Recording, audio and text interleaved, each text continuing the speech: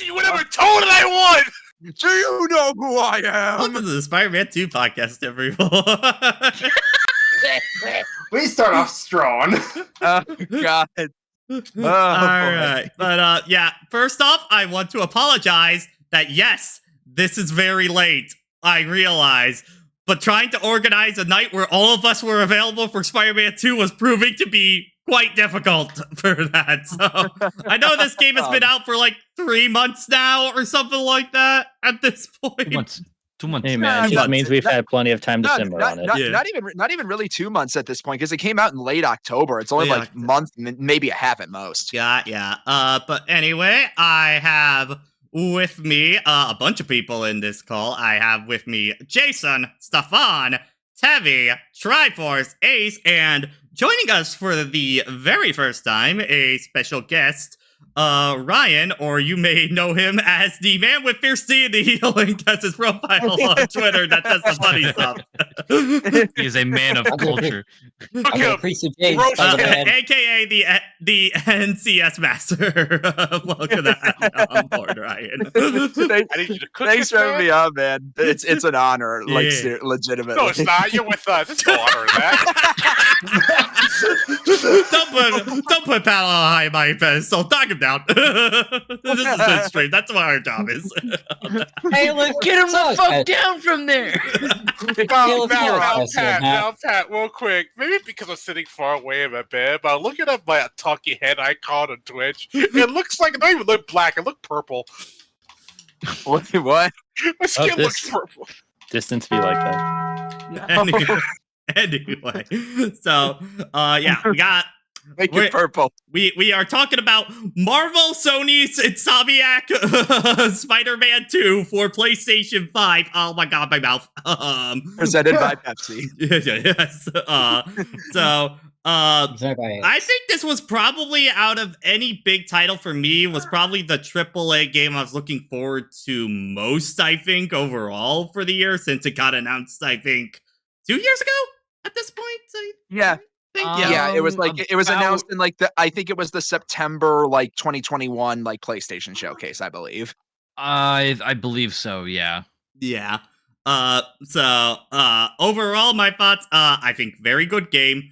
I'm not sure if I put it above the original one or Miles Morales. I think they're kind of all tied for different reasons for me, kind of overall onto that, as we'll get into here, but I do think there are a lot of good quality of life changes that they do gameplay-wise and stuff like that. I think most of my critique kind of comes down to story stuff as we'll progress onward and stuff like that. But how did you guys feel overall about the game as a whole?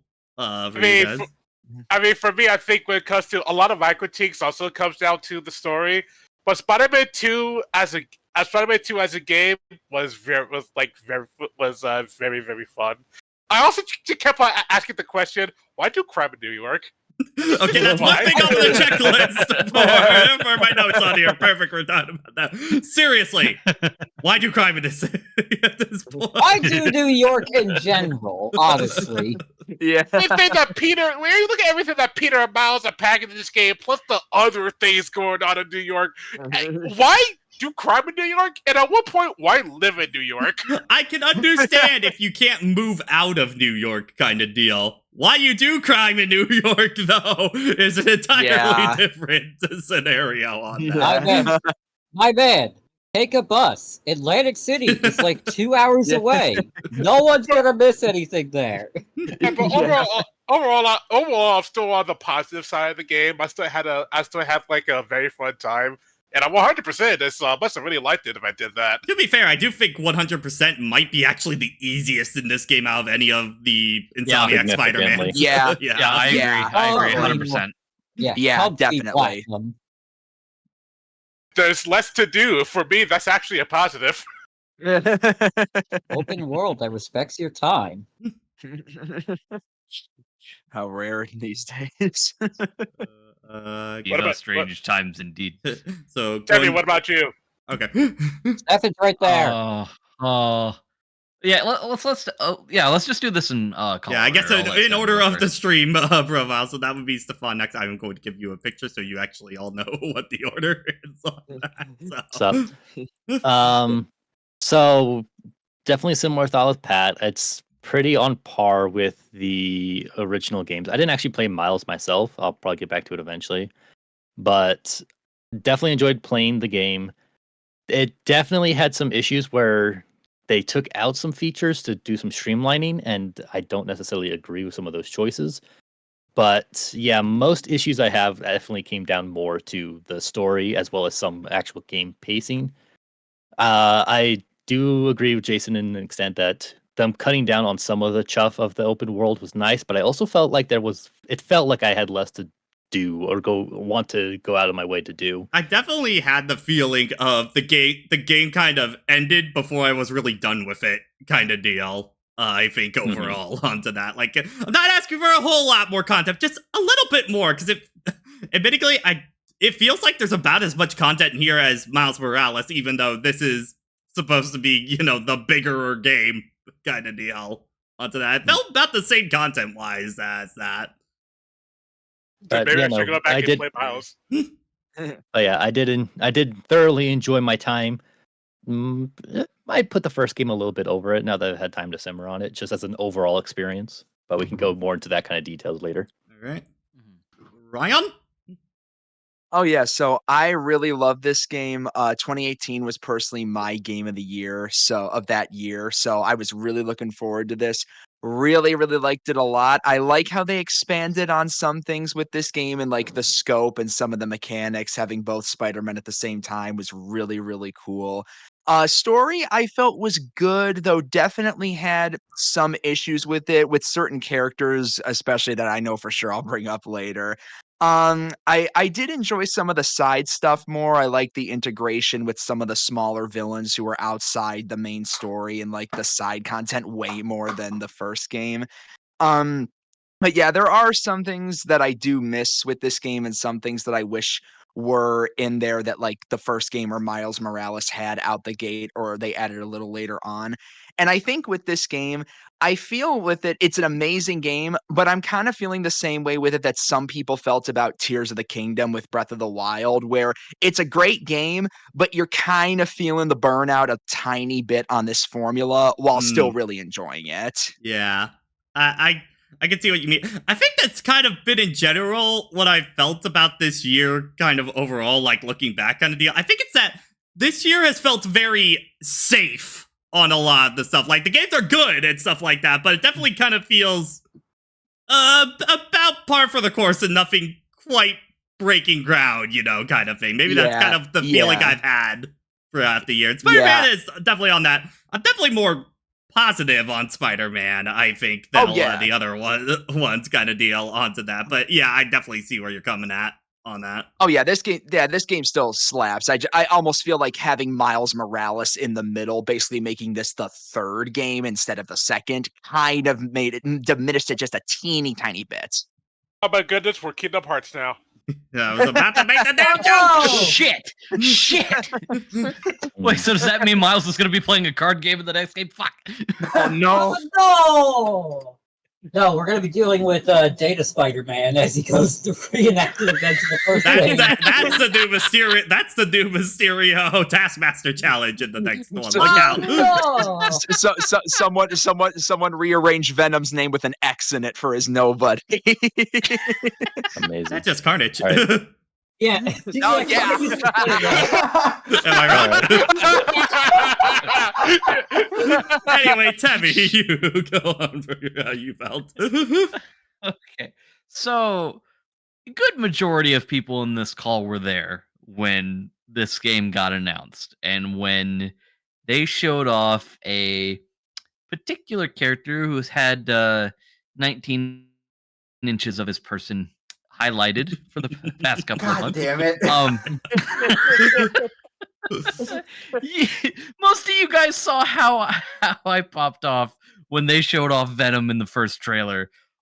Oh, man, this game was the reason I bought my PS5, and I do not regret spending a single fucking cent. This I definitely think this is my game of the year. I definitely think a lot. This is definitely, I think, for a vast majority of people, the first big exclusive for the PS5. I know Ragnarok came out a while ago, but I think that was also PS4, if I'm not. It was. Ragnarok was on PS4, and part of me did buy my PS5 for Ragnarok, but it was majorly because I wanted to play Spider-Man 2 was why I got my PS5. And this game's fucking amazing. I love all the new additions. I do have issues with the story, but they're minimal. I really did enjoy this narrative more than Miles, and I'd say it's almost on par with the first game. And obviously we'll get into it when we get into it. But I love the traversal in this. I think the side missions are probably the best out of the 3 games in my humble opinion. And this game looks gorgeous. It plays gorgeous. I bought the goddamn controller. That's how excited I was. To be fair, that PS5 So let me get this looks straight. pretty damn sick. So let me get this straight. It do look pretty sick. So Tevin, let me get this straight. We spent $70 to play Spider-Man, but you spent $570 to play Spider-Man. No, I spent. We are not the same. I spent $600 to play Spider-Man. You spent We are not the same. $600 to play Spider-Man. So wait, did you actually get the 19 inches of Venom figure in like that special edition? No, I didn't. I was talking about Damn I was talking about how much I paid. Foiled again. I was talking about how much I paid for my PS5. I see. So, Tavi, would you say that you are a whore for Spider-Man?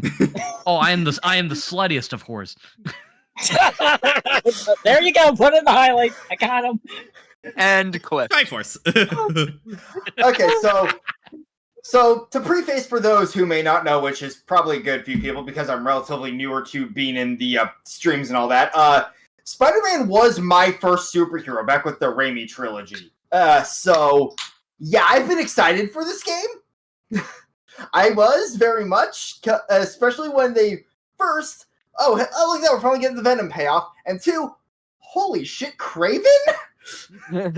Yeah, like I immediately caught that it was Kraven in that one trailer where it was Miles and Peter just fighting in that intersection before seeing Venom, where it was Kraven narrating it. So that had me excited because Kraven's one of those villains I always had an interest in, especially because, funny enough, my first intro to him was in the movie tie-in to Raimi 1, funny enough. I keep forgetting he was in that one, yeah. Yeah, he had a filler level where he kidnapped Spider-Man to basically most dangerous game him. But anyway, back to this game. Yeah, this game good. This game really good. And you know it's good when, and I'm keeping this vague for now, I'll get more into this in the spoilers, but you know it's good when 2 of the side missions made me cry. I know which 2 side missions you're talking about. I know which ones you're talking about. All right. Ace, go! Alrighty, so, Spider-Man. He is very good. There is 2 of them. Okay, yeah, so this game was not the big reason I got a PS5. That's another thing that we probably can't do spoiler cast for. I'll talk about So at some point we will do a 16 spoiler cast, I swear. But this was absolutely on the radar. Although I was late when it came to the first 2 games. Because I came like a year or 2 late for Spider-Man 1, and I was a year late for Miles Morales in preparation for this. I got this day 1, and I went in so raw, I went in without the day 1 patch. That's that's how hype we were talking. To be fair, Oof. I don't think that patch would really help it much, because let's talk about non-spoiler stuff now, because I will definitely say, Insomiac games have been pretty glitchy on the PS5 in general kind of deal, and Spider-Man 2 was no exception to that. I was experiencing some weird ass shit throughout the entire time on that. The amount of times I had goons that I had to defeat to complete a mission get stuck in the geometry was more than 3 times. I had to restart missions several times because things just refused to load a lot. I don't know what you're talking. Guys, I don't know what you're talking about. Cute Spider-Man. It's not a bug. It's a feature. Well, the infamous one that I know Pat lost his mind over when I posted it. I got Spider Cube during the final boss. Yeah, that's what I'm talking about. Cute Man is not a bug. It's a feature. I wish for Spider-Man 3 that Cube becomes a costume like a tofu kind of situation from RE2 sort of deal. That would be the 100% reward. Yeah, Yes. you're not wrong. I don't. I don't. Jason first. Yeah, bro. I felt like, as far as like stability, I felt like Spider-Man 1 was more stable than Spider-Man 2. Yeah. Because there were just times that I just had to straight up restart the game because something didn't load, right, or like the game just out of nowhere crashed. And it's like, and it was just all stuff that I just remember thinking, well, this never happened in the first game. What's going on? Yeah. And I just don't know. I just don't know if because they decided to release the game this year.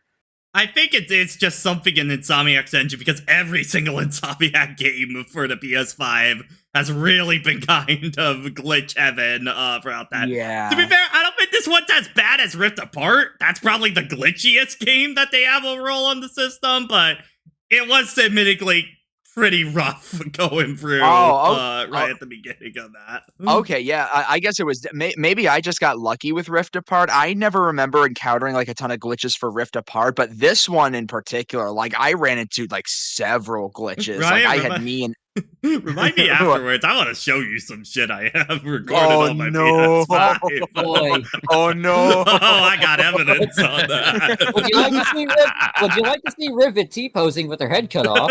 Not inaccurate. Oh no, that was a blind guess. Oh no.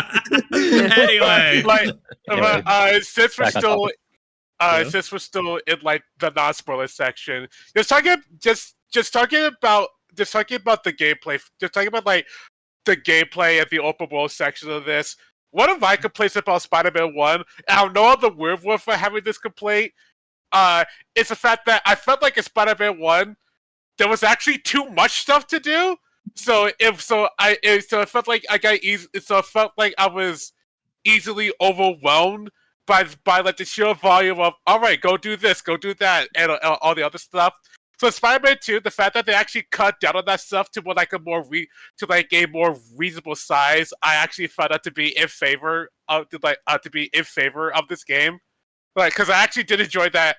There's not nearly as much to do in Spider-Man 2 as there is in Spider-Man 1, which makes it more streamlined and focused for me. I think the big... sorry, Go ahead. Sorry.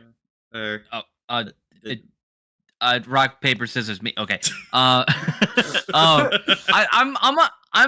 with Jason actually on this one. Like I think that there was a little bit too much to do in the first game, and like when I was going through 100%ing it for the first time, it felt like I was just checking off a checklist with each region to get to get all that stuff done. Was that a Venom burn right there? Oh, that was a Taco Bell burn.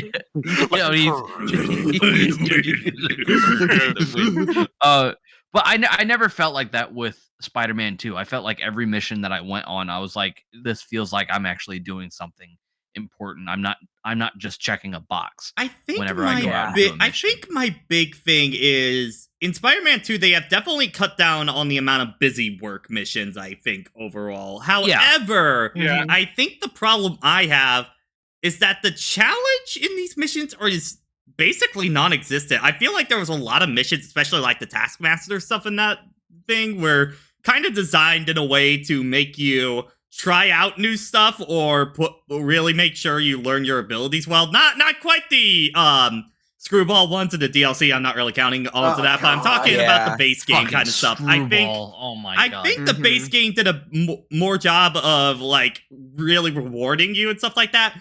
I don't think this game really had that because like for the bases and stuff like that, they removed any of the like alternative missions to like get more points or stuff like that when you do those bases, so they kind of feel very samey in that regard. And then also for the Mysterio drums, which are basically the Taskmaster ones of this game, they are like pathetically easy to get gold on. Like, I think I got gold literally every time first try on Other than 2, which made me want to pull my freaking hair out. I think with one this in there particular- were there were a couple that I wanted to I wanted to start calling them little I'm surprised.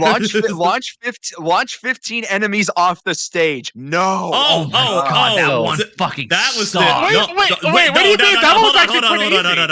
That one I cheesed right away. Because here's the thing. The first instinct I have was jump over the bottomless pit and just keep yanking them all over the pit. That was the first exactly thing what I I thought did. of doing that. Oh, you guys are bitches. I You will guys That's are what I did. That's why I said that was pretty easy. I've 100% these games before. I know how this shit works. I remember the one. I remember the one Mysterio portal I really had trouble with getting the gold on for a few attempts was the one where that eventually fills with like the poison gas at the bottom floor. Like just getting to the enemies in time. Again, tricky. go off the ledge, somebody should yank get them, that one. yank them over and over. That Well, was part of it for me was learning the layout and where they spawned. I also had similar trouble with that. But to bring it back to an earlier point, it was in one of these Mysterio missions where I first encountered, hey, I need to defeat someone. Oh, they are not only in the environment, they are under the earth.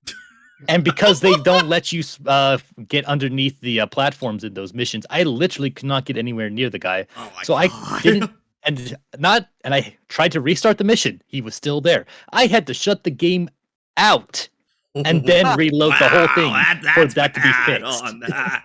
Oh my God. Wow. Bethesda approved.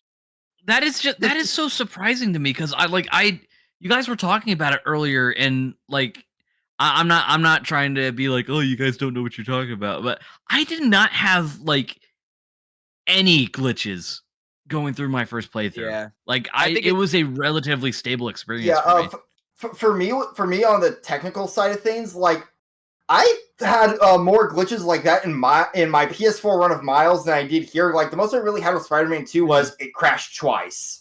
Yeah. I think I had about 5 crashes on my end. Ooh, Good lord. I think I had maybe one do. crash that I can recall. I think it's All I'm saying is it's a good thing this game auto saves like crazy onto Oh, that. yeah. Otherwise, this would be Yeah. way bigger of an issue. Yeah. I think. I think it is sort of just a case by case basis because I mean we were just saying Pat said he had a shitload of like bugs and glitches in Rift Apart where I barely had any, so it's like just a case by case basis. Okay.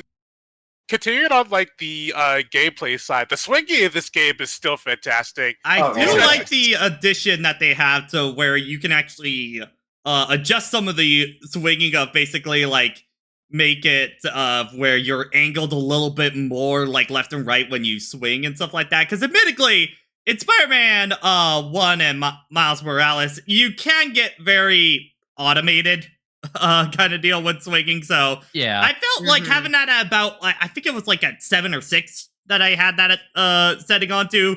Felt really nice of just get a little bit of angle into there, but not enough to like completely throw me off kind of deal. Yeah. We'll say, I I had my Yeah.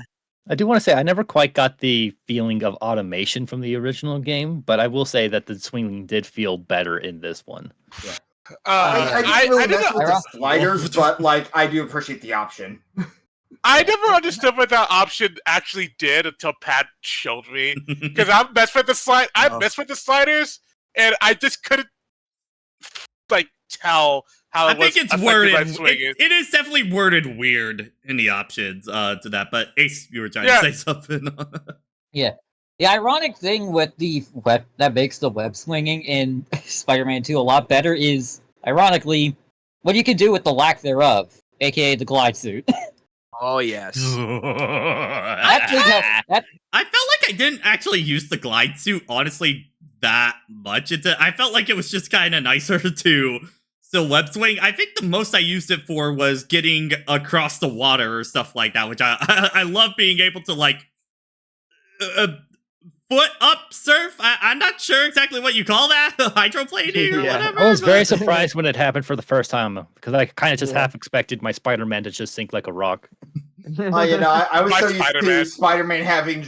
I was so used to Peter and Miles having drowning syndrome that it's like, holy shit, I can do this. What? Yeah, Man, I used to glide. God. honestly, I kind of glided more than I web swinged. That's kind of telling. Dang. I didn't Wow. go, I was I didn't about go, half and half. I didn't go I that think far, I but I did. definitely used the web glider more often than I assumed I would at first.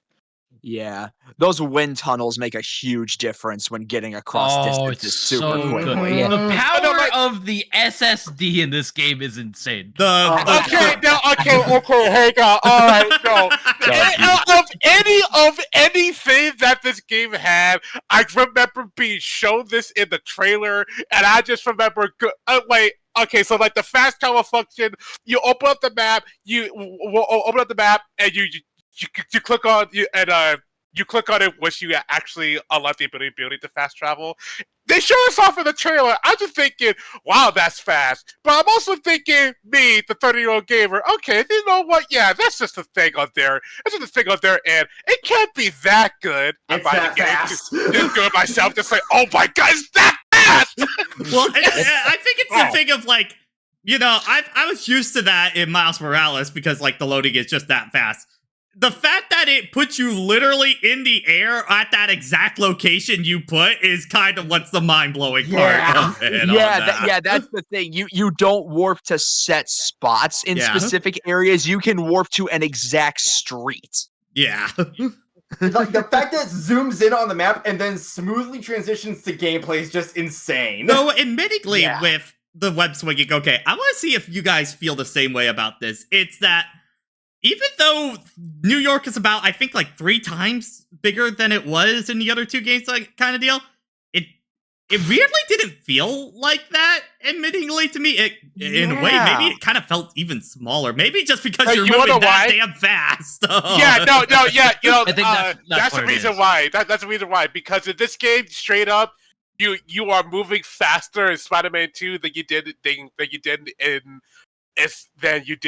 in the first game. Everything in this game, from the web slinging to the gliding to the fast travel, it's just way faster. Admittedly, it's just way faster in this game than it was in the first one. So think you can just get to places faster than you ever could. I do think actually that maybe resulted in me doing the same problem as Miles Morales in Spider-Man 1, where you are just intentionally waiting outside of the zone for the conversation to end because you got to your location too damn fast. Kind of deal.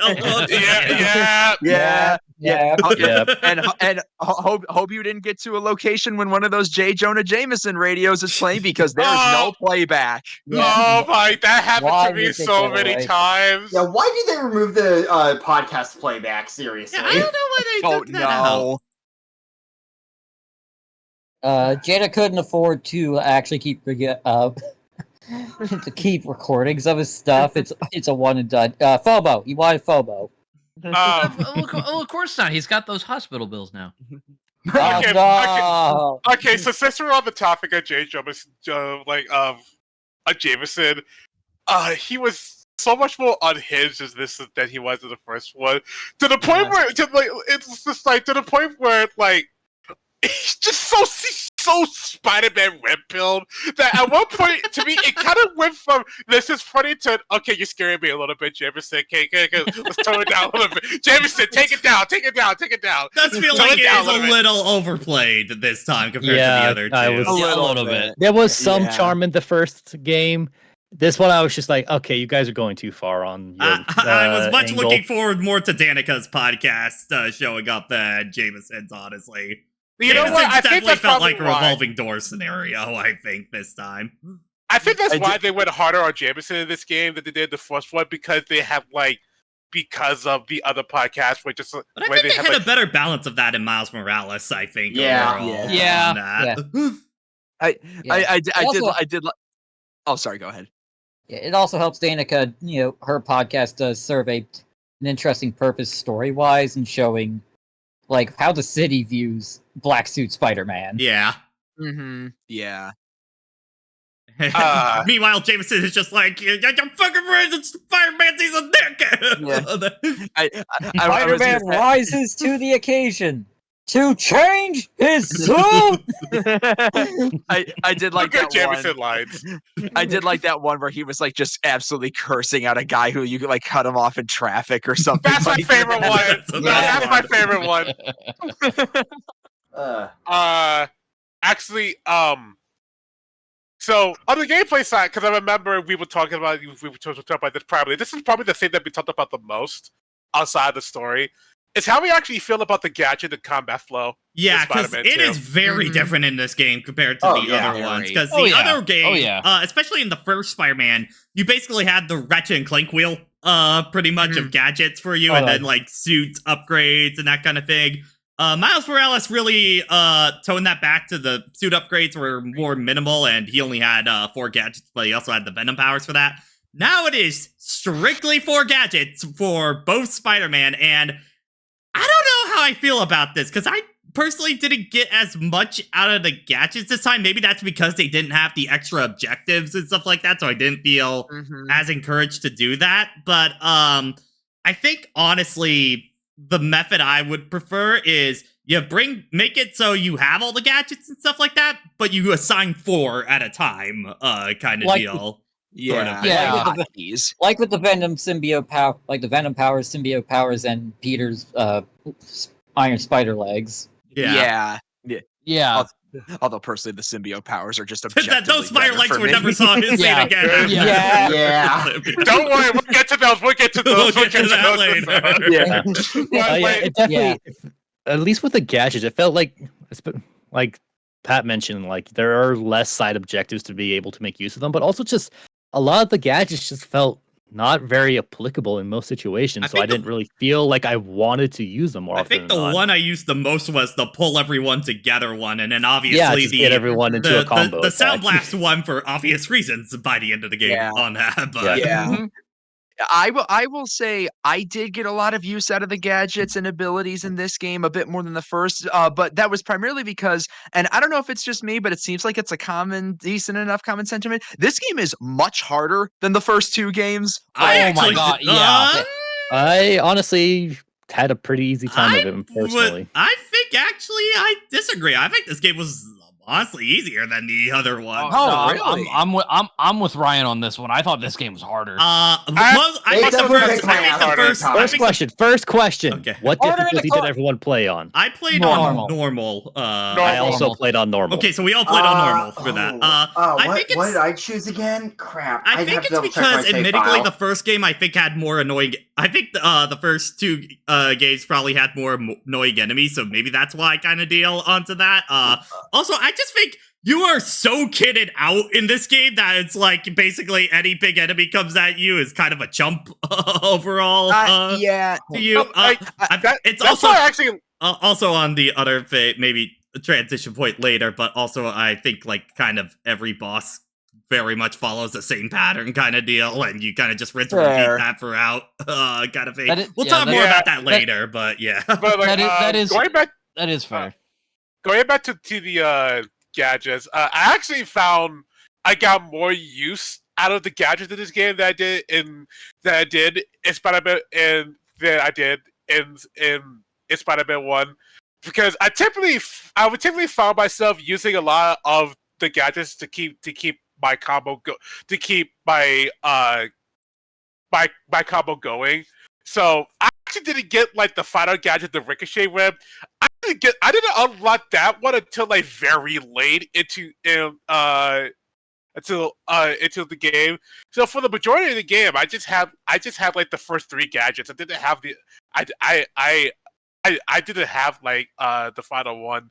But even with those 3 gadgets, I was constantly switching between my abilities and gadgets. So I actually thought that the use of the uses of the gadgets in this game were fine. I will say, like, I was very frequently out of gadgets because I used them that much, but I felt like they were just like DMC gun filler tools for just doing up a combo rather than really something good I wanted to use comparison. as a like I'm solving a problem. That's a really That's probably a more accurate way to describe it because I use it more to keep our combo going rather than use it for like specific situation, like a specific situation. I think for me with the gadgets, I did use them for combo filtering, so I also would use them to like do some crowd control stuff because like there's some enemies that I just kind of need away from me. I'm just going to use the one that launches them all into the air real quick. I think, admittingly, maybe the other reason why I didn't get much in the gadgets, and this is getting into another topic, is that I also think the other gadgets worked better for stealth kind of deal, because I do think this is the third time I've had this exact same complaint about it in the Spider-Man series, but stealth still feels like it is massively lacking, I think, overall because stealth is lacking. The problem is always of like that that they design it to be either you could do A or B kind of deal for if you want to stealth them or you attack them. The problem is you have so few stealth tools, and attacking them usually ends the fight faster overall. So why even bother with the stealth at that point, kind of thing for that? Did it just mean? Okay, just remind me. Did they, in certain sections of Spider-Man 1, did they ever punish you for not stealthing? Technically only in the MJ and Miles segments. That was it. Yeah. I think maybe one Taskmaster mission, but I think that was it on that. I know there's at least a few scenarios, I believe, like I know one of the games had a problem of like always throwing another wave at you later, but like I know at least there were some scenarios where like stealthing it would give you less enemies to deal with, but if you I think that was overall the case this time onto it, but it's still kind of the same problem though. Because I feel like Miles Morales stepped in a decent direction when it came to the stealth, especially with the bases. Because the punishment, because there was at least, the enemies in the bases were chunky and powerful, so you had incentive to stick to the shadows and pick them off. Either take them all out, or until you feel confident that you can take on the rest. And they don't spawn extra waves when you're done. So, either way. I think Miles' kit overall worked better for stealth, and the enemies were more designed around it. And then it felt like in Spider-Man 2, they just kind of didn't even try on. In this game, the only part where I would say stealth is heavily like pushed and would be like a real big asset to you is in like those big bases. The Craven bases. After doing the 3 main like sub points to unlock the big one, just because there's so many enemies in the big one that you can get overwhelmed. That being said, I do think when you actually do stealth in this game, it is actually a lot of fun. Because there were some sections where I just like, I don't want to punch guys, I just want to stealth them to death. Yeah. So the stealth thing in this is fun, but it takes longer it does take longer. Yeah, it has a slight Batman Arkham effect where, if you're actually going into the stealth, it pays a lot to be a fucking menace without the enemies even knowing you're here. I think the problem is... So fun to be a gremlin! I think the problem is, in comparison, you could kind of get that in Spider-Man 1, again, because I think of the gadgets and you have a lot more variety to do that with. I feel like in this game, with the stealth options you do have, you kind of end up doing the same 4 things over and over really quick onto that. Also, in Arkham, enemies have guns, and guns do a lot of fucking damage to you, so it encourages stealth onto that. Here, it's like you just press B and you're fine. Or circle, you're fine. It does also expose how rock stupid the enemies are in this game. I feel like they're even dumber in this game compared to the other two. Idiot, you're fighting Spider-Man. Look up. I know, right? You know what? If this does lead to like my first real complaint that I have when it comes to the actual gameplay of this. So on the combat side, I do like the combat overall. I like how everything. I like how everything flows. I like how I like how how heavy the punches feel this game. They also added in a parry, which I don't mind. but I wish the parry indicator would look either visually more different or was a different color. Yeah, Yes, dude, that was such an issue. God. I could barely tell the difference between what was a dodge and what was a parry face so many times onto that because So I didn't have that particular it issue. looks identical until like 1 second right before that's enough time for you to get hit at that point, kind of thing. Yeah. So. And also, Yeah. like, when okay, so for those that don't know, with bosses and some enemies have attacks that either can only be dodged or only be parried. The ones that have to be parried are ones that have a red marker. The ones that have to be dodged is blue. When I see red, my instinct is evade, not parry. And I had to rewire that literally every boss fight because it just is not intuitive. Yeah. So I would always get hit.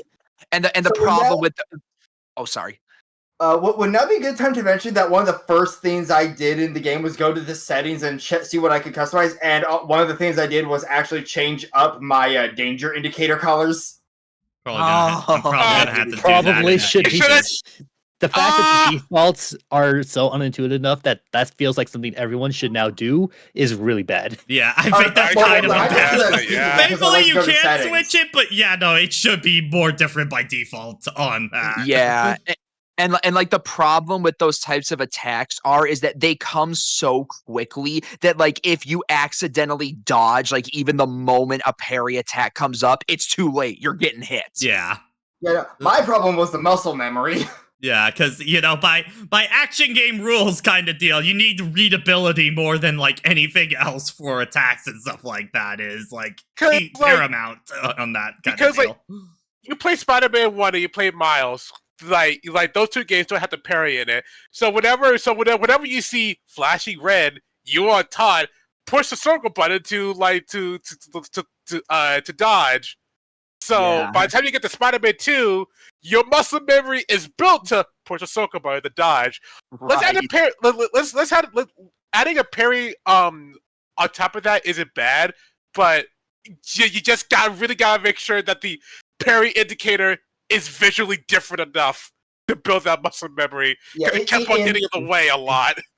In my case, it was my brain constantly going, "Oh, right, there's a parry at all." Yeah. But all that being said, when you do build up that muscle memory to do the parry, it does feel satisfying because the amount of just like hits and the damage that you could do, especially to the big enemies. The big enemies in Spider-Man 2 are so much more annoying than they are in Spider-Man 1 because they're actual so much by them. Jason, they're actually more variety. The more variety to them, and they're also just more. They're just so much more annoying because I felt like the health pool is bigger too. Jason, I was just gonna say, sorry. It's just, Jason, I can feel you want to get to that spoiler section so bad because there's one specific part with Symbiote I know you want to talk about in regards to that. Those flamethrower enemies made me want to blow a blood vessel. Those guys were about as annoying as the chain gun enemies from the original DLC, I think. Those were the worst. Yeah. But I do think overall, I enjoy crowd fights, I think, overall in this game more, just because of the amount of combat options that each Spider-Man has. I think overall, like, the regular Mook fights, I think, are honestly a lot more fun this time. Yeah. In regards to that. 20 Mook smashes to the crowd, say, what? Also, on the topic of, like, the two different Spider-Man in the combat, I love how different they do feel. What? I think once they actually start getting their kits fully in, because I definitely think for about the first half of the game, I want to say, they definitely feel very interchangeable. By end game, definitely not, but I think their base kits are a little too similar at the start, I think. Overall. A little. It's mostly when Peter gets the symbiote. That's really when they start to branch out a lot more. Those are just the best abilities in the game. Yeah. It was kind of clear that the spider arms were basically meant to be a way to help get you used to the new power system with Peter. Yeah. Which is not a knock against the spider arms. They have some really nice abilities. A symbiote. One of them's a launcher. That one Miles guy. also Now, has. that being said, That Miles also has. Now that being said, imagine you're based in Luca, New York. You and your crew decide we're gonna go rob this antique store. Spider-Man shows up. And Spider-Man shows up. He's like, "God, it's Spider-Man. Pull out your guns." And then Spider-Man pulls out his robotic spider arms from behind his back, and you just go, "God." Okay, I am imagining, like, you know the one scene from Toy Story where, like, what's the doll's name that kisses, like, Buzz Lightyear, Bo and he's Peep? like, yeah, Bo Peep. Jesse. Or Jesse? Wait, no, wait. Are you talking about the sheep first or movie or the second movie? I forget which It was one, but the kissing punch. Buzz specifically. Yeah, Okay, then like, the I think punchline- Jesse. At that point, yeah. I think. well, I imagine just like, remember when Buzz just gets kissed and like his wings just pop out instinctively? Yeah. Yeah. I imagine Yeah, that was Spider-Man trippy. pop.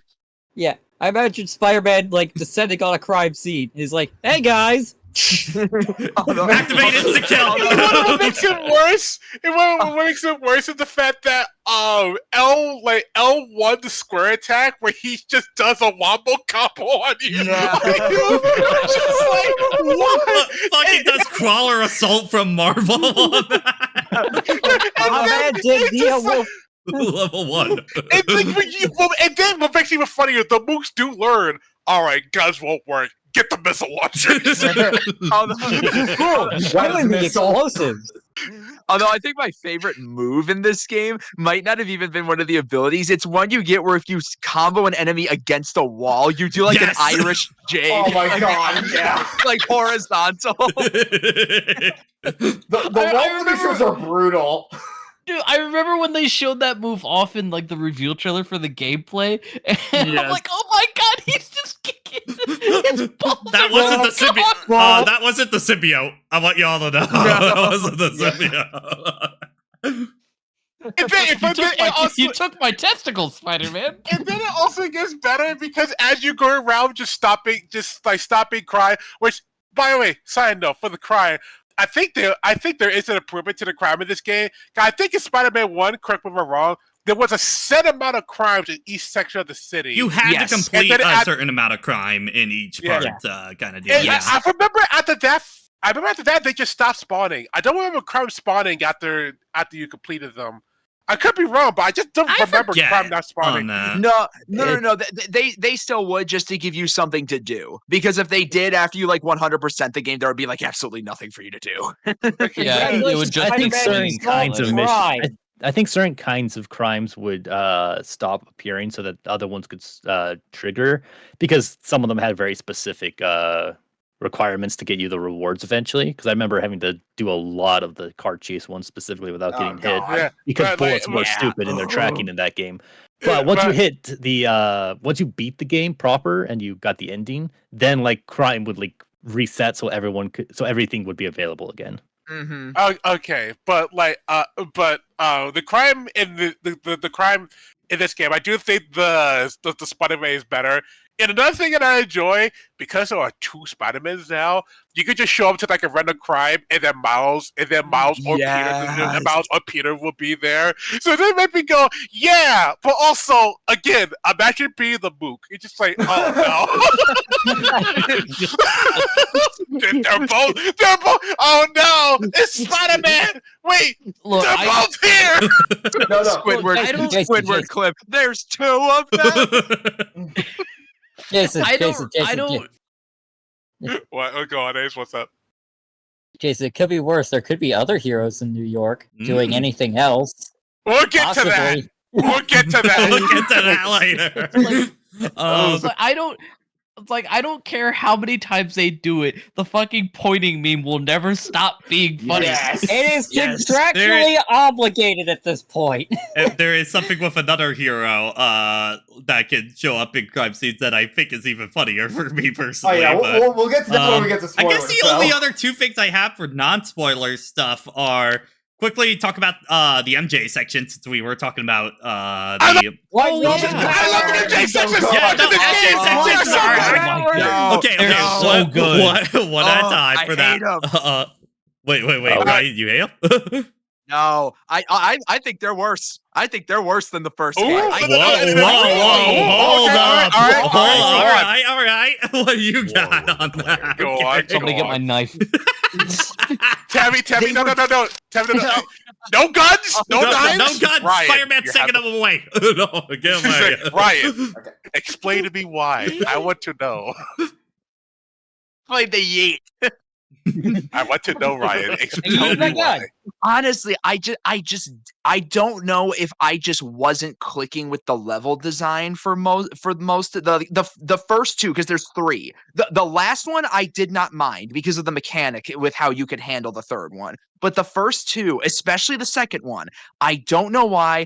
I just was not jiving with the way it was set out, the way it was structured, like where the enemies were. I just found it ridiculously annoying. Like, and I just was not having fun with those. Like when the second. Remind that? me, which one is the second one? The one in the neighborhood? The Yes. second one is the second Okay, one's the I one in do the think the neighborhood. neighborhood one is my least favorite, mostly because I think of where the game is trying to lead you is very unclear. For Yes, that path. yeah, onto yeah. that. Yeah. I do think that is And the I'm worst on- one. I'm I on the think that opposite. is the That's my worst one favorite out of one. the three. I do think I will Actually- agree with you on that. Yeah. Actually, I think that's my favorite one out of the three. I don't think that's a But- bad one. Yeah, like And yeah, with the neighborhood one, what's that? You think the area is clear? Oh, sorry, there was this enemy halfway down the street that you didn't see. Oh, whoops! Looks like you're getting no, that shot sounds. at now. No, that sounds like a skill issue. I'm sorry. oh no! Damn. But The third one was okay. I think for Uh, me, I really enjoyed. I mean, like everybody kind of knows Spider-Man. It's kind of a big meme that Spider-Man 1. It's great until an MJ or Miles section shows up, kind of deal. I think especially because of how strict it is on the stealth. It's that you're seeing once you're dead, kind of deal. Yeah. And yeah, it gets really annoying onto that. What I like about them this time, though, is I think it actually, one, has better stealth mechanics than Spider-Man himself on that. Because yeah. stealth is a focus. But I think it's also that the fact that you're able to run and like gun them immediately onto that. I just think the layouts are more interesting, and I think they have a much better pace to them than the original game. Overall, I actually really enjoyed MJ seconds, and I never felt like they overstayed their welcome this time. Yes, like I agree. The first game is absolutely just straight up. This is AAA game padding right here, kind of deal. Oh Yeah. my god! Like Yeah. the Miles section, I think like his last one was like The one with Jesus, I mean, Rhino, yeah. yeah, like Yeah. can we move this on, please? But I never felt like that with MJ. Like the second one got me frustrated for a little bit because there was this one stupid Craven drone that was just peeking around this random ass cab, and I'm like, can you please piss off? I have places to be. All right, you know what? Then I guess I just had a different experience. I guess you just Jason- got through Yeah. the one path they wanted, kind of deal right away. No. The way Jason played the MJ sections was as he played them as dumb as possible, and it was hilarious. because the game let me. Because I immediately figured out that the enemy's like line of sight is actually kind of limited, so you can literally run up behind them and somehow not make any noise, take them out, and then move on. So I really just went, all right, you know what? Forget the stealth. I'm a white woman with a gun. I'm about to blaze through. I'm about to blaze through. There's a gun, yeah. I'm about to blaze through these. So I was just running through. Just imagine MJ running through the neighborhood, just like tasing and web slinging every single one of these. See, that's how I treated the third one when it actually acts like a gun. I said I mean, no to stealth. That in one's that very one. blatant at that point. Yeah. There is no Yeah. stealth in that last section. So You might as well be playing any other third-person shooter on the I PlayStation just- 5 at that I point. just remember getting to the second half of the neighborhood when you're going through like the construction area. I remember fighting a specific path where I would just run up to this guy, run up to this guy, take him out, go to the right, go go to the right. There's a guy at the bottom of the stairs. Run to the wall. Run up the stairs. There's another guy right there. Take him out. Run across the bridge. There's another guy right there. Run to the wall. Run down the stairs. Run down the stairs through the door. Take out that guy. And just run past the robot. All right, stealth section done. I mean, it was so stupid that the game could just let me do that as MJ. That's why I love it so much. I love the MJ sections. Yeah, I actually did play them as stealth sections, and I had a lot of fun with them, especially when the second section gave me the web shooter. It's like, oh yeah, I can do even more fun distraction stuff now. But you know, one thing I love though, like narratively from those though, is like because go figure, a lot of her stuff has to do with Craven's bullshit. Is that by the end of by the end of the second section, you get like a radio thing from him going like, guys, this woman is kicking your ass. What is going on? What is going on? Yeah. She's not Spider-Man. She's just a white woman with a taser. Why can't you kill her?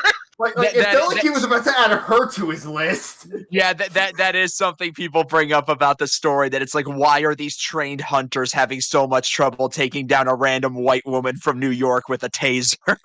Because she was trained by Silver Sable. New Yorkers are built different, dude, okay? No, because she was here. I'm a New Yorker. because she got trained by Silver Sable. Guys, come on. There was one anime trading arc. There was one throwaway line that MJ spotted out to explain why she could do this. So I think the last thing before we move on, I guess this is semi-spoilers, but since chat wanted me to talk about it, we'll get to the one later, but talk about suits overall for this game, because I definitely think the suit selection's a lot weaker this time around. Okay. If we're being specific, I think for Miles, it's about on. It's like about on like. I think other than the ultimate suits, he pretty much has everything from Miles Morales back. All right. Then I guess that's might be different because I'm the one. Because I never played Miles Morales, so a lot of the suits that are returning are the first time that I'm seeing those suits, and those are some good-looking suits. Peter, on the other hand, like 30-40% of his suits are just movie suits. Yeah, way too many. And some of them literally could have just been part of the same suit set and just Spider-Man 1 and 3. I'm looking at you on that. Like Spider-Man 1 and 3, the freaking. No Way Home and Homecoming suits. Disney's From Home, Disney's No Way Marvel's Spider-Man suits. The MCU suits, the Sam Raimi suits, the one I suits. am. Also, Peter got a lot of suits removed from the original game on that, which I find very weird. Especially the one I'm still bitter about. The Last Stand suits. I know. Why did they remove that so one? That was like when my that favorite one from the original game. It was such a good suit. Like, it looked like legitimately cool. And they got rid of his green and black, like, Secret Wars suit. Also, his Firebird suit is gone now, too, as well. Yeah. He does get the noir suit, which is rad, but it's also like, I would also I want to have Peter B. Parker and Into the Spider-Verse Miles on the same screen. Please, come on. It's like, look, my favorite. Why does Miles get the dumbass Mario World cape, but Peter can't get his Watch of Spider-Verse? Speaking of which, I don't know if this glitch has been fixed or stuff like that. I did find it very annoying, though. Every time you equip a Spider-Verse suit, it goes immediately to the frame rate, like, reduction mode. The thing that I find annoying with it, even if you turn it off and you go to another suit and come back, it still puts it back on again, which is like, guys, please, like, let that setting stay off if I put it off on that. That was something that Miles Morales got right with the suit mods, and there needed to be like a little checkbox on the suit screen where you'd be like, hey, you want to play this in the slower frame rate? Or it's just straight up in the options menu. If I have that off, keep it the fuck off at that point. Yeah, I don't want to have to go through it every time. All right, so now I'm going to ask everyone this question. Yeah. what? Because like, what suit did you always default back to when you were I just think, doing like your uh, like your Saturday stuff I mean, for each character? For Peter and for Miles. I think for Miles, my defaults for him were always the two Survivor suits and the end suit, because those were mine and Miles Morales, and I still think those are his best looking ones. For Peter, absolutely was the Amazing 2 suit. I'm really happy that we have that one finally. Amazing 2 is really good. It looks really nice in this game overall. So this Have you seen the suit after the patch though? It looks even better. They went back and reworked some of the webbing. Yeah, I think it looks a little closer to how it does in No Way Home now, I think, at this point, where... And it looks amazing. Well, I mean, they had to make it look a little bit more unique to stand out between the other Peters, so, like, they just added a little bit more detail, so yeah. So here's the fun thing for me with this particular question is, with Peter at least, I was basically constantly changing suits somewhat based on story context in a way. But with Miles, what I ended up going to a fair bit once I unlocked it actually ended up being the Mysteria one. Yeah, that is a really good suit. Yeah, the alt colors for it look real. Yeah, that's the alt colors look really good. Yeah. Like the white alt color is probably the best one. Also, I mean, it is weird because with Peter, after you get symbiote, you're kind of locked into symbiote costume for a while, for a little bit. I do think actually one of my favorite ones is actually if you have the regular suit mod color. There's one that like turns it black and white kind of deal. I really like how that one looks. One of my favorite symbiote suits was the like classic symbiote suit where one of the suit mods gives him the Venom shading. Oh, the blue and red one, like the 90s cartoon. I love that shit. They also give you a purple one to make it look like Ultimate, which I also appreciated on that. My absolutely favorite suit in the whole game is Miles' 2099 suit. That was such a good one. Yeah, especially with the color that pretty much gives him. I'm blinking. Uncle Aaron's colors. Prowler colors. With Prowler colors, that is such a good. Yeah. Admittedly, it is. I do like the fact that we do have the alternate colors because, admittedly, the 2099 one, I wasn't too big on that in Miles Morales, but since we had the alternate colors and stuff like that, that made me use a lot more suits that I wasn't too big on in the original. It made me appreciate them a lot more. Yeah, the color mods were a great decision. Unfortunately, all of them that were from movies did not get that option. I was literally about to ask how you guys felt about because I love the idea of like the different suit colors. I think that like leads to a lot of incentive for the player to like, okay, I want to unlock these suits first so I can have these colors. The fact that none of the movie suits got any none of them got any recolors whatsoever is baffling to me. It definitely is it was a different suit. It's like because I understand because I can see both sides of like this argument. On the one hand, it's the movie suit. If the person's going to go out of their way to crit the movie suit, chances are they are a fan. They are either a fan of the design of that movie suit, or they like that movie. So why would they change? So why would you want to change the color of a suit that you already like? However, also on the other hand, it would also be neat to see, like, say, the Sam Raimi suit, the Sam Raimi suit in a different color scheme that you have never seen before. Counterpoint I see both sides of it of it. Counterpoint to that, Jason. I think more the thing is that a lot of the ones that feel like because a lot of suits feel very similar or they just have like little color differences. Those could definitely be put into one slot and just be like a color modification, like say, the Homecoming and Far From Home suits. The problem is, especially for Peter, those movie suits add up to a lot of his overall. So it feels like they're just kind of hogging space for a lot of suits, especially because a lot of suits for Peter got cut, kind of deal. Especially when I'm especially looking at like the MCU Spider-Man suits because you have the Homecoming suit, the Far From Home suit, the Inside Out No Way Home suit, and the Iron Spider two emblem Iron on the No Spider- Way Home suit. Dude, and Like the- those four should have been condensed. And then on top of that, you got the homemade suit, the Iron Spider suit, and the End of No Way Home suit. That Yeah. is 7 MCU suits, also, and none of them are condensed down. Also, it's weird that I think some of the color like modification ones that were in the past games don't come back as alternate colors. Like the Black Lives Matter suit for Miles is not one of the alternate colors, which is very odd on that.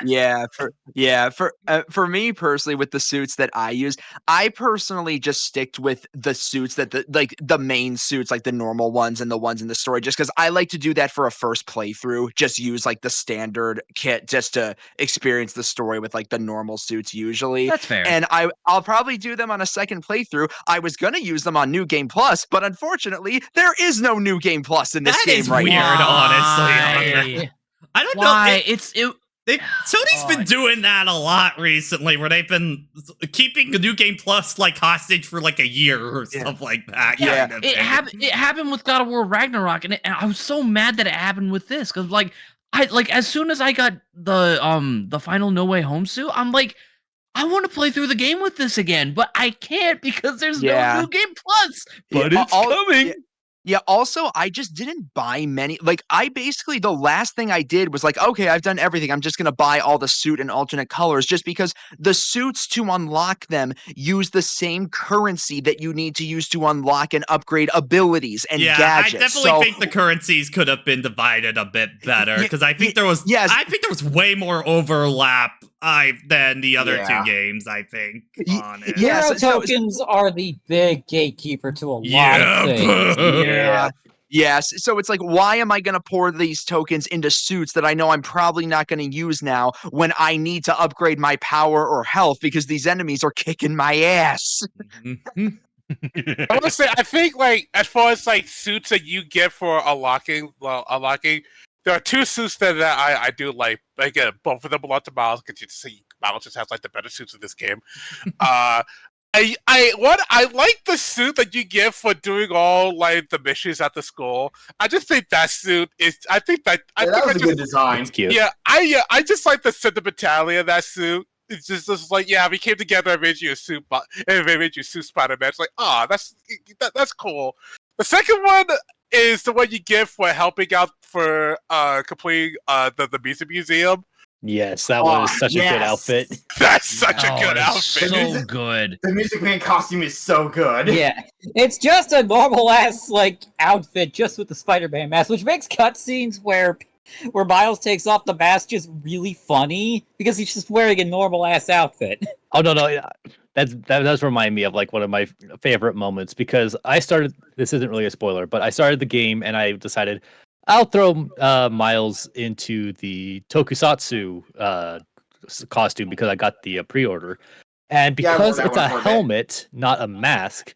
There's a moment where the mask is supposed to be sitting on the fridge, like magneted to it. Instead, you just have a helmet just kind of like placed onto it really funnily, and it's just like this is not supposed to be sitting there like this. This is amazing. But yeah, no, it's definitely some of the unintended hilarities of like, I changed my suit for this cutscene. Oh, this cutscene was not built around that. Oh well, I still enjoy it for different reasons now. But don't you keep your Tokusatsu like helmet?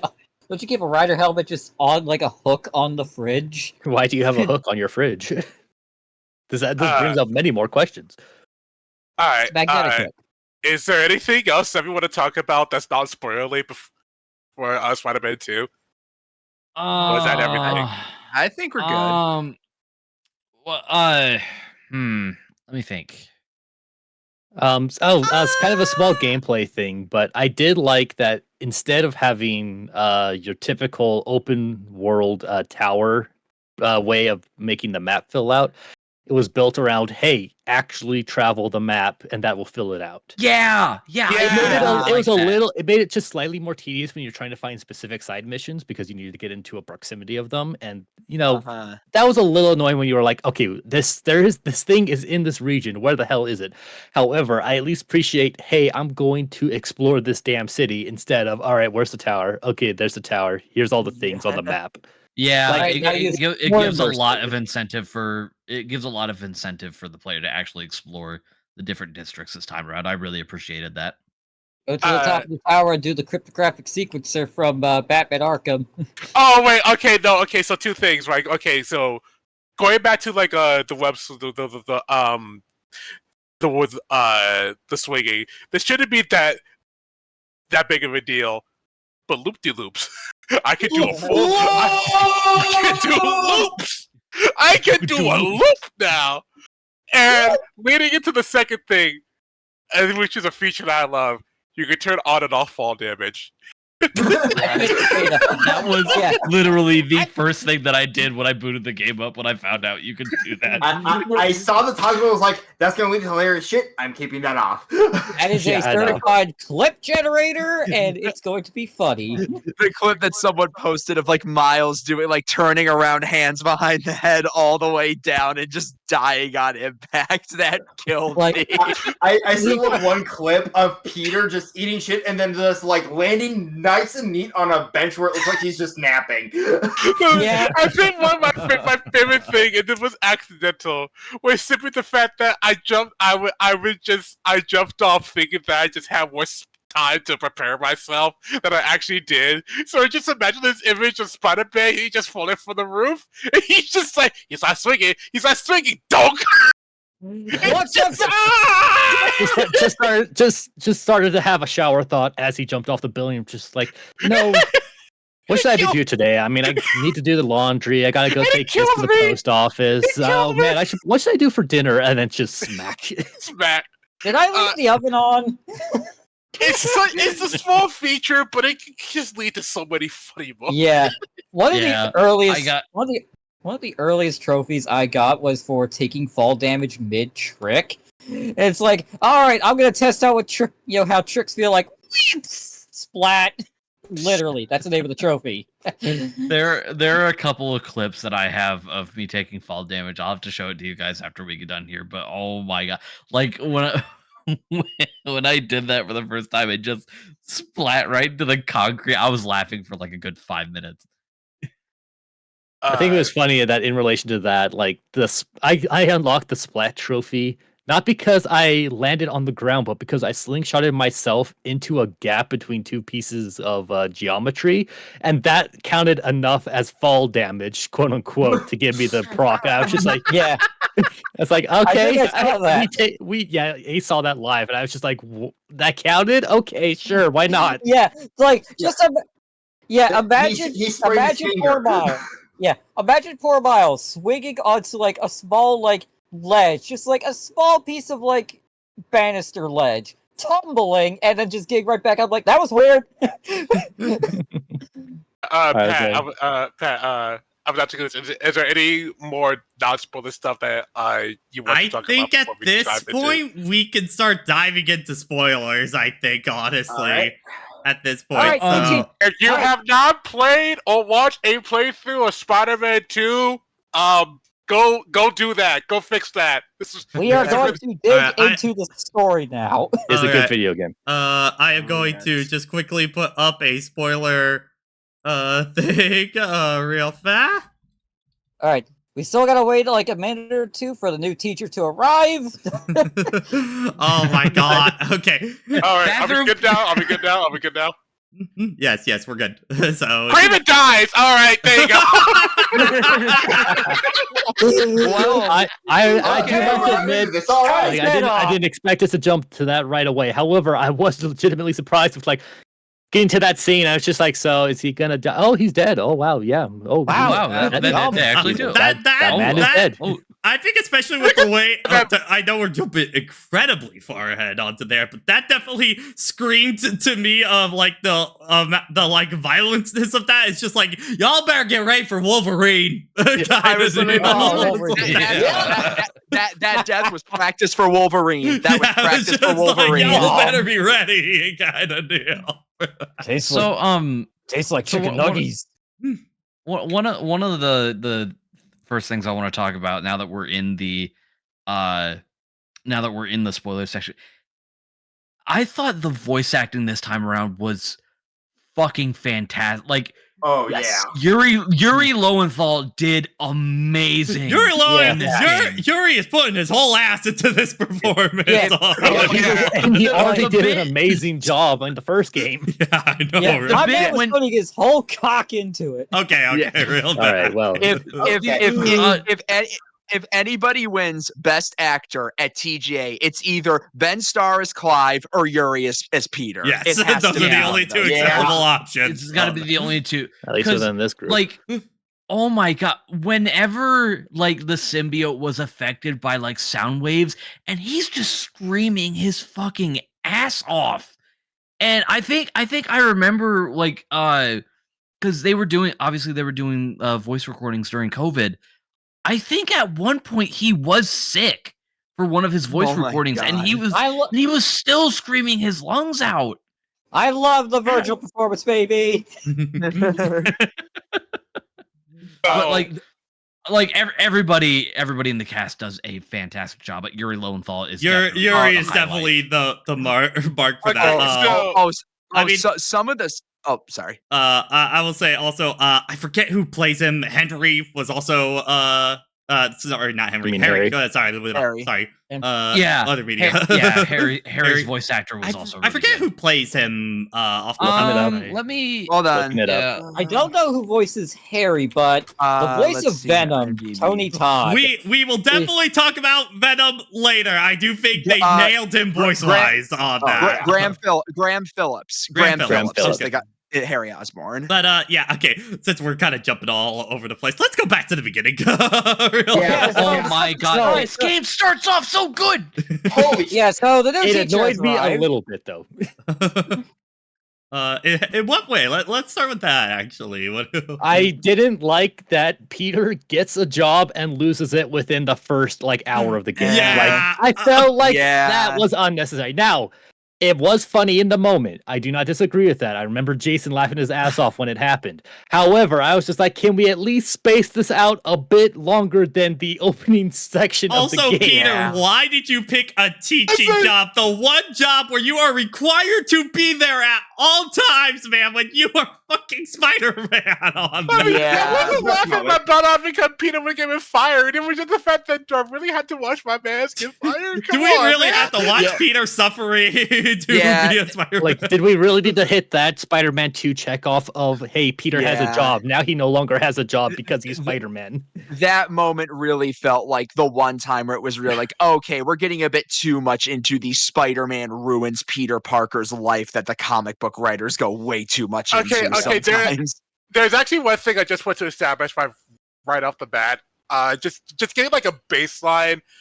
How do we all feel about the Venom story in general in this Ooh, game? I have a Oh, I oh, have oh, opinions. wait, hold on. Just for this game specifically, or in comparison to like other Venom storylines, just to.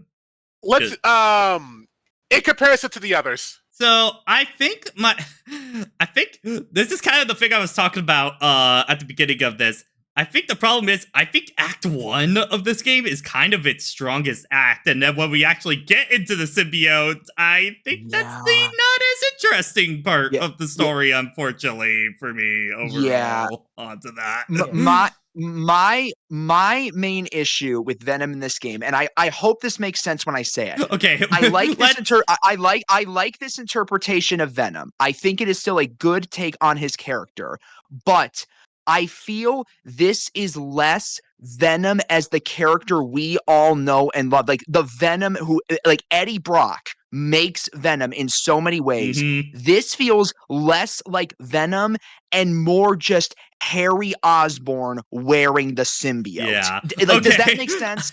Like, No. does that make sense? He Like, I'm should not not, talking that he makes crazy. should, sense. he should not have been named Venom. Yeah. However, they are still banking on that as Okay, the name. the problem, I'm noticing a problem.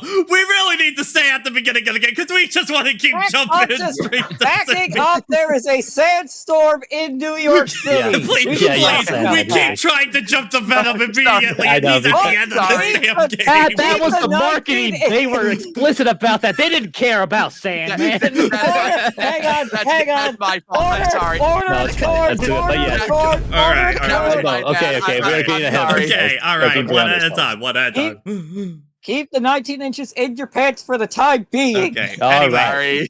Anyway, for Spider-Man, I think the other thing is, I felt the, by the way, new emote there for, Brandon uses nice, made Amazing. myself be on that, but, okay, Nice. I think the other part of that was, you know, the Peter as a teaching job, we just expressed our criticism on that.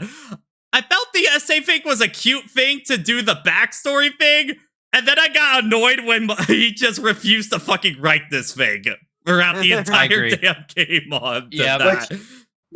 To be fair, as someone who both, writes scripts for his own videos and also has a fanfic he desperately needs to get back to, I feel the mood hard. It's realistic. It's realistic. I understand the procrastination. However, the way the writing kept going back to it, it really just felt like the SpongeBob memes that people posted a lot of, like, don't you have an essay to give to? Yes. Also, Okay, also, my man is trying to write that on the actual page itself. This man does not open up a Google Doc or anything like that to read on. What the fuck are you on at that point? So bro? I think okay. The essay bit is linked to entirely how I feel about Miles in this game, but I can't really say how I feel about Miles until we get to the Venom section. I Yeah. do think overall, there is stuff with Miles I like, but I do definitely think Insomiac Miles is definitely radiating a lot of how do you do fellow kids energy a lot of the time for me. yeah.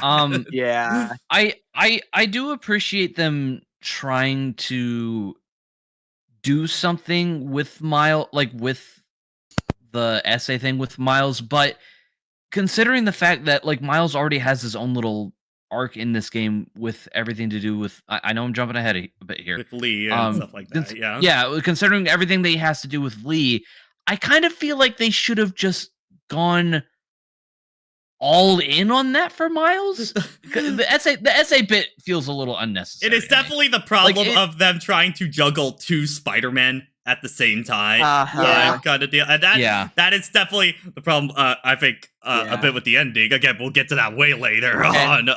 And the fact that the main villain has way more in connection with Peter and basically nothing with Miles. on that. Yeah, I think that I do think that the encounter that they have later on in the game when Peter does have the symbiote, I think that's kind of how we were all expecting it to go down, and I wouldn't have it any other way for them getting that symbiote off. But they had to do more with Miles in this game, and they just kind of didn't. I will say, like, going back to the beginning, because again, we're still not done talking about that. We still haven't seen Sandman yet. But yeah, I will say, like, with the lead up to like the slow build up to Sandman being there and everything, one thing I love with that beginning bit is just Miles, is the little tells of Miles going, Peter, your suit. Yeah. Yeah. This game has a lot of like little details that I love, and that's one of them. Now, to actually talk about Sandman, we are like Spider-Man 3 and just trying to avoid Sandman's entire existence.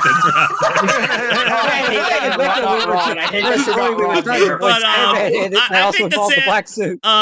Each of these games start off with a big villain kind of for like the intro part of this. I think the Sandman part was a great fight. Definitely the highlight being when he punches Miles across the entire city and you're seeing the SSD and work at that point. Yeah. The moment I went, my PS4 would have exploded. Yeah. Blowing up. And the fact the fight Go also ahead, Ace. ends with the fight ends with a fucking father-son Kamehameha, basically. Yeah. Sandman was the perfect choice for showing off the PS5. Holy shit. Yes. Especially because I don't sand know. is not an easy thing to render on. The at all, particle effects, so. all the zooming around, like when he yeets Miles. Good lord. Yeah. I don't know how you guys feel about it, but I definitely think that this game had the strongest opening out of all three games. Oh, absolutely. I'm a little partial to Rhino, honestly, and Miles Morales. I actually really enjoyed that segment for me. That was a fun segment, yeah. Onto that one. Yeah, I think it might just mostly because, again, I think in Spider-Man 2, I think a lot of the boss fights are very samey, and this one is definitely a circle around the fig, web him up, circle around the fig, web him up kind of deal. It's a knockoff fight in the original. we're still talking about Sandman. I'd say my only complaint is, and it's just a personal one, is that I just love Sandman as a villain so much. I wish we would have gotten more of him outside of just the intro. Will Sandman finally get a full story about him, for the love of God? I will say with his story, I do feel bad for him when you get into the side content. I mean, that is Sandman in general, is you feel bad for the guy in general. I consider Sandman genuinely an S tier Spider-Man villain. So to see him like only in the intro, it's like I wish we got some more of him. But that's just personal. You know, you never see Sandman throw Peter that hard. I was waiting for someone to say it. I wasn't going to be the one to bring this to say it. No. Someone was gonna. Transitioning away from that. Anyway, crystal effects on Sandman are pretty cool. We were talking. That is actually another impressive thing about the SSD, because that was all in real time, just chucking Miles halfway across the city. Yep. All loaded in just fine, and then Miles flinging stuff back. It's like, couldn't do that, the PS4. Yep, the PS4 would explode at that point. Yep. So, I think the other part kind of transitioning in, how did you guys feel about Kraven? Because I love him. I enjoyed Kraven way more than I enjoyed Lee or the Underground from the other two games. Kraven has a sense of presence right from the get-go onto that. Spider-Man 2 works his ass off to gas up Kraven. Yeah. Okay, I enjoyed Kraven until he died. Wait, what do you mean? So you liked it from beginning to end. Okay,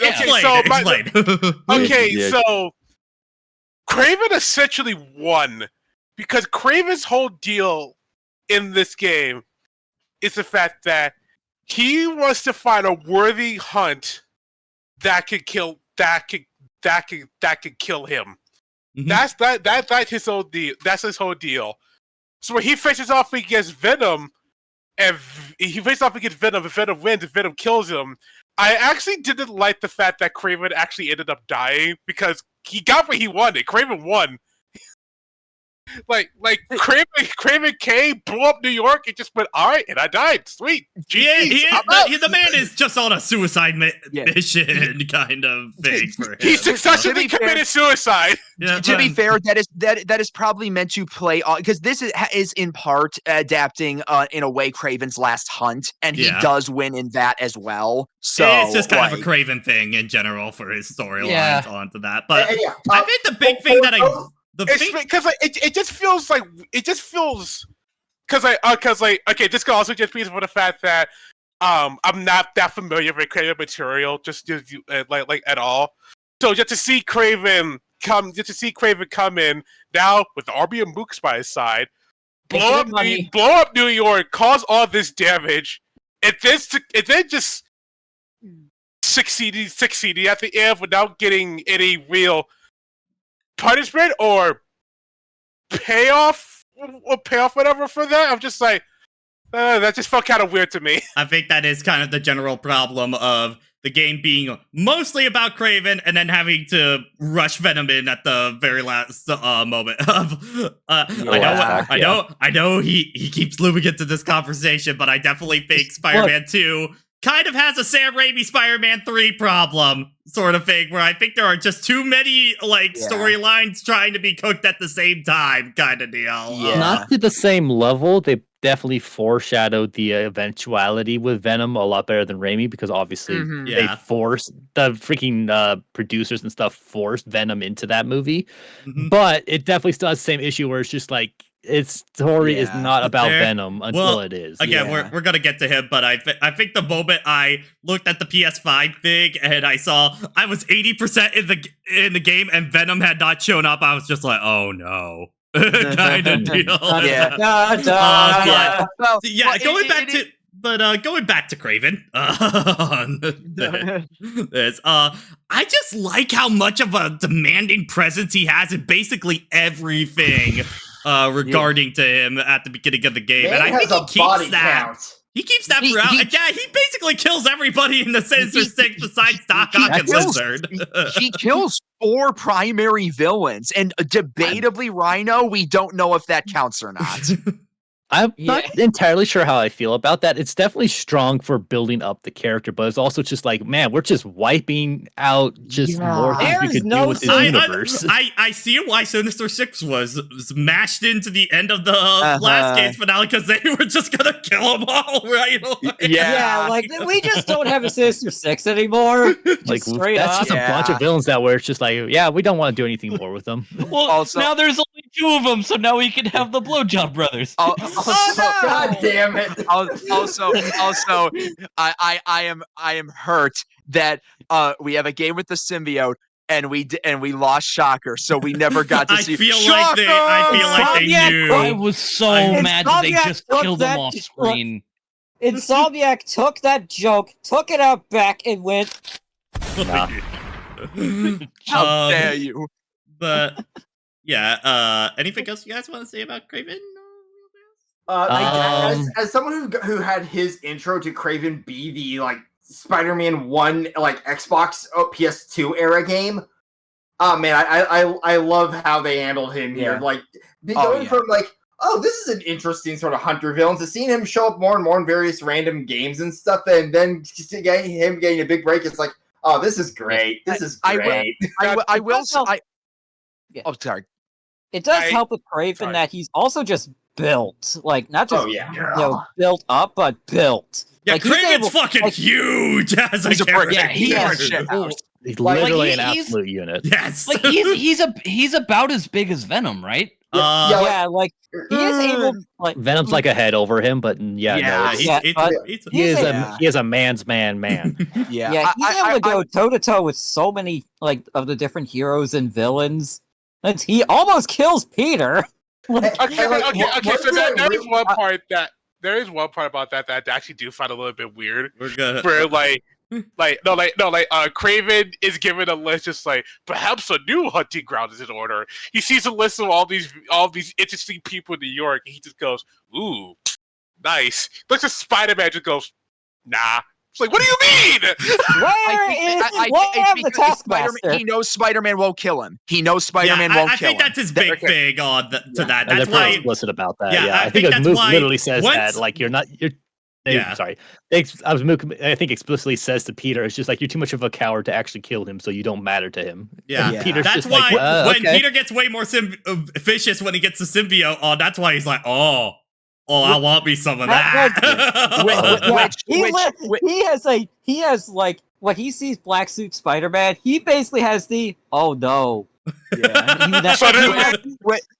have my attention and direction. which is speaking of like his mooks, that is the one thing that I'm not that crazy about with Craven. The fact that he just has like hundreds of mooks with him just feels like a very video gamey. Like that feels like it doesn't really fit Craven. I think like he somehow has infinite money. I think I personally had more of an issue of that when we get to the symbiotes in the later part of the game. For me, onto that, I think I have bigger issue with that. But I guess before we get into more of main plot stuff, I actually want to talk a few of the side quests real quick onto that, since it seems like the best part. Before that, I did want to just add one last thing about Craven. I love how they did portray him as actually being smart. Like, you see him, you can see the plans he had for each of the villains and how he was going to go about beating them. And I think that's why I like Craven a lot. Craven does... Lee is just kind of a big power threat kind of deal in the first game kind of deal. I feel like Craven actually feels like he's got a plan, he has enough tools to execute it, and he's making damn good progress on it, kind of deal, throughout. But yeah, to get to side quests, I know the 2 big ones we're going to talk about in a bit. The other ones I want to talk about, the fucking Black Cat one for the PS5. Probably one of my favorite ones. Wait. That, I mean... that wasn't a side mission. It might as well have been, but that was mandatory to complete. Oh, Yeah, well, that's true. it feels like That's a side quest. I know, right? I know. No, I believe the whole me. thing was That was specifically going to make basically sure she the was way okay. better Rift Apart section, because the problem is in the Rift Apart, in Ratchet and Clank Rift Apart, those are all like so railroaded and stuff like that. This is the one where like, no, you are actually going through all of those portals manually throughout the entire city, and it is so. I think especially when you randomly go to Antarctica in the middle of Yeah, that. it's like, Literally, why are we here? Wow. That was great. Yeah. However, this also leads. However, that section does lead to the first instance of where the fuck are the Avengers? Don't worry. Or literally any other hero. Yeah. It definitely by Act 3 of the story, I really was going, where the fuck are the Avengers at Okay, this no, point? actually, you guys might have a lot of stuff going on. There is some shit going on. Maybe someone Like- should be like, oh, we should send someone over there. This is a little Like, bit more also- than just friendly neighborhood Spider-Man shit going down over Yeah, like here. when we get to Act 3, I'll talk about the inspiration for that act in the comics. Oh boy. Yeah. But Oh yeah, no, the actual set pieces was like pretty rad, and it was another situation of like, oh yeah, we PS5 in right now. Yeah. Very unfortunate timing for Miles too. It's like I can finally take care of my big personal objective with Lee. Oh wait, shit! They took the wand back. Wong. That's also like Strange! it was a little odd though of just like, oh man, Black Cat, what she's up to after the DLC of the first game and whatever maybe mentioned she had in Miles Morales. Oh, she's gone now. One mission and she's like, all right, I'm out. Bye. Yeah. She's ha- It's like, she oh, is having- okay. She Which, is to currently be having fair, half. currently Miles's happy. objective there was to protect her, and he got her out of the city where Kraven was. I think so. that it was definitely just a thing so Black Cat would not have to be a constant worry spot for them during the plot. I think was definitely they literally wrote her out so they didn't have to worry about her. But it was just funny. It's just like, oh, hi Felicia, bye Felicia. I guess so. Just 'cause it feels like, you know, I feel like Felicia could have filled a similar role that like because I feel like if they were gonna go after Black Cat, they would have gone after Wraith too for what Yeah. Yuri can pull off. So so wonderful transition right there into Yes. Flame side quest. Man, Flame I was side not quest. ready for Oh. cults. I did not expect cults yeah, to show up. I remember when like you get the random crime showing up like fire cult? There's a fire cult now? People are being Yeah. people are being attacked with branding irons. What? Yeah. My initial reaction was, are these like a super new comic villain I just haven't heard of? Yeah, I before? was like, what like Yeah, D-lister same here. comic do we like villain do we got going on here? And then you get to the end of that side quest. Holy shit! Oh Because, my like, god! Okay, one at a time. Order the cart! Order the cart! Because like I know like everything else that's in this game that PLCs have to deal with, but I get to the code, I just go, I feel like we went from 1 to 100 really fast. And that's with That- Kraven in the city. but that twist, like where because I was thinking the same thing, Pat. my Like, oh my God. god, like is the Flame just like this D-lister villain who I've never heard of before? Get to the very end of that side quest. Holy shit, it's Carnage! I should have learned it from the fucking name. I was not clicking it together on that, but okay, it's cool for Carnage, and I think honestly the DLC is probably going to be Carnage related. I think they're going to keep all the symbiote stuff in one game kind of deal. I So prefer if they That do would that. be that would be also, I would smart. not want Carnage relegated to just being a side villain in Spider-Man 3 kind of deal. Yeah. So, Yeah, but it's either you go all in or you do it now. yeah, but here's Yeah. a bit of a weird thing, and this was a weird thing for me, just being used to Spider-Man thing. So most of the time, the symbiote is weak to sound, which they obviously are in this game, and fire. And in this continuity, they are specifically immune to fire, which is very... Yeah. I guess it's just because of the Yeah. amount of fire that can show up around the game that they were like, okay, they're strong to fire. That's going to be weird for Carnage, because Carnage's main weakness is fire for that, so I guess it's just a they are setting that up thematically of he's his cult is about fire, and fire will eventually be the end of him or something. Change of plans, maybe. brothers. Change of plans, brothers and sisters. We are a water cult now. We flood this shit. Water cult. I did We're see an Team Aqua. interview. I think I did see an interview. I think with the director where he was talking about that, where he was like, yeah, we looked through every single weakness that the symbiotes have ever had, and we ultimately came to the decision, like, you know what, for our continuity, we're just gonna focus on the sound. Which honestly, I respect that. Yeah. Yeah, you Like, don't have to the be one to Insomniac one. Yeah, the Insomniac team have definitely been doing their best to keep this, continuity very different. Definitely. In a good way. Yeah. Yeah. Yeah. Because, like, when else has, like, Miles been around during the Black Suit Saga? I don't think Yeah. ever. Yeah. He Now has that I think like about it. he really hasn't. Yeah. Well, partially just because he probably hasn't had a chance to, just because Miles, still in the grand scheme of things, is a very new character for the Spider-Man Yeah. mythos. Yeah. So this game kind of gets the honor, I guess, if there isn't really anything Yeah. else. And Yeah. and honestly, honestly, it's not that great. If I could just get into it right now, or should we wait for it later? For what? We'll get on there. that? For What's that? Miles' inclusion with this story. Yeah. Oh, yeah, maybe we'll just wait. Before we get Uh, that, since we're still on the flame stuff, we have Yuri now officially as the Wraith being featured in This the game. was the big thing I was waiting. Yay. This was the big Kinda thing. Oh, sorry. Go ahead. I was kind of just surprised that, like, Yuri's in this. I'm kind of surprised at this way of including her, since how she was left off in the DLC for the first game. I think she was well used, but it's also just like, okay, we're here now. Yeah. To be fair, this was probably the part of the storyline I was the most excited about after playing that DLC, because I wanted to see where the hell Yuri was gonna go. Yeah. After that Be a point, full-fledged Lanty. Because Yeah. Hammerhead did mess her up. Yeah, I also love the detail where she can jump in and do fights, and when you try and go for a fist bump or something like her at the end, she just does not give you a reaction. You're like, Yeah. You try to do a high five, and then you have to do the head wave. Yeah, the I head, love how Peter and Miles are like, rub. oh, okay. okay, All all right.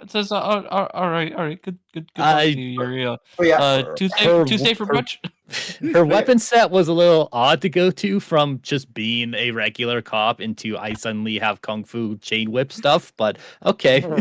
That she, Unai with that she basically chain. uses to Mjolnir, like, fly somehow? Yeah, no, I think it's- that's probably because she can show up to help you out. That's probably got to be a little Spider-Man-y, so that's Yeah. probably why. I'm sure this Yeah. is probably what her power set is in the comics and stuff like that. It's just we didn't really have a through line from the DLC of the original game to this. It was Yeah. just she did a lot of leveling up off screen, I guess. Also, I will- can you imagine doing that whole side quest after you beat the main story? Well, actually, yeah, I finished that side quest after the main story, and when they don't say what his actual name, it's Cletus. Yeah, Yeah, when it's Cletus, Cletus. when It's an Cletus alien. picks up, she mentions, when- mentions it as one of his aliases. An alias. yeah, Yeah. which I really should have when- picked up on that earlier. yeah, like when he picks up the Carnage symbiote at first, because this was after I beat the main story. I'm like, wait, is that the Venom symbiote? And then he pulled it a little closer, and I saw it was red, and I'm like, hey, that's a red symbiote. And then he said something Truth, something judgment, Carnage. and carnage. Yeah. Yeah, and I popped the hell off. Me too. I had an Etika reaction because I know he's not everybody's favorite. I love Carnage. I think he's love Carnage. awesome. I want a good Carnage story is what I want, please. No, I would no, have just- let there be Carnage. Fuck this guy. Nom. Which on the note of I love that they had Yuri be the lead into Carnage, because like this is a character we've known since the first game in this continuity. So having her story lead into one of the most insane Spider-Man villains was so good. Yeah, and again, I think that's what Yeah. the DLC will be, and also wrapping up Yuri's storyline as well. Onto that. Well, do we know if this game's getting DLC? We currently do I- not, but there's no way in hell it's not. I feel like it might, and yeah, I do it's really. a Sony first party game. It's Yeah. absolutely getting DLC. And I think Pat is right as well when he said that Carnage is likely to be the villain for the DLC, because a fair few people were kind of let down that Hammerhead was the villain for the first game's DLC, because he's kind of a boring villain to like pay for a whole expansion for. So to go for someone who's a way bigger deal like Carnage, I think that's going to draw a lot more people. If we can focus entirely on Carnage for the whole DLC, I think that's that will be perfect for him at that point. Yeah. Well, correct me if I'm wrong. The stuff that they do with Venom in this game, isn't that normally the stuff that Carnage does in the Yeah. in the comic? A bit, yeah. Yeah. A little Yeah. bit. Again, I'll get to it when we get to Act 3. Yeah. No gear. Speaking of which- Fortnite. Not yet, goddammit.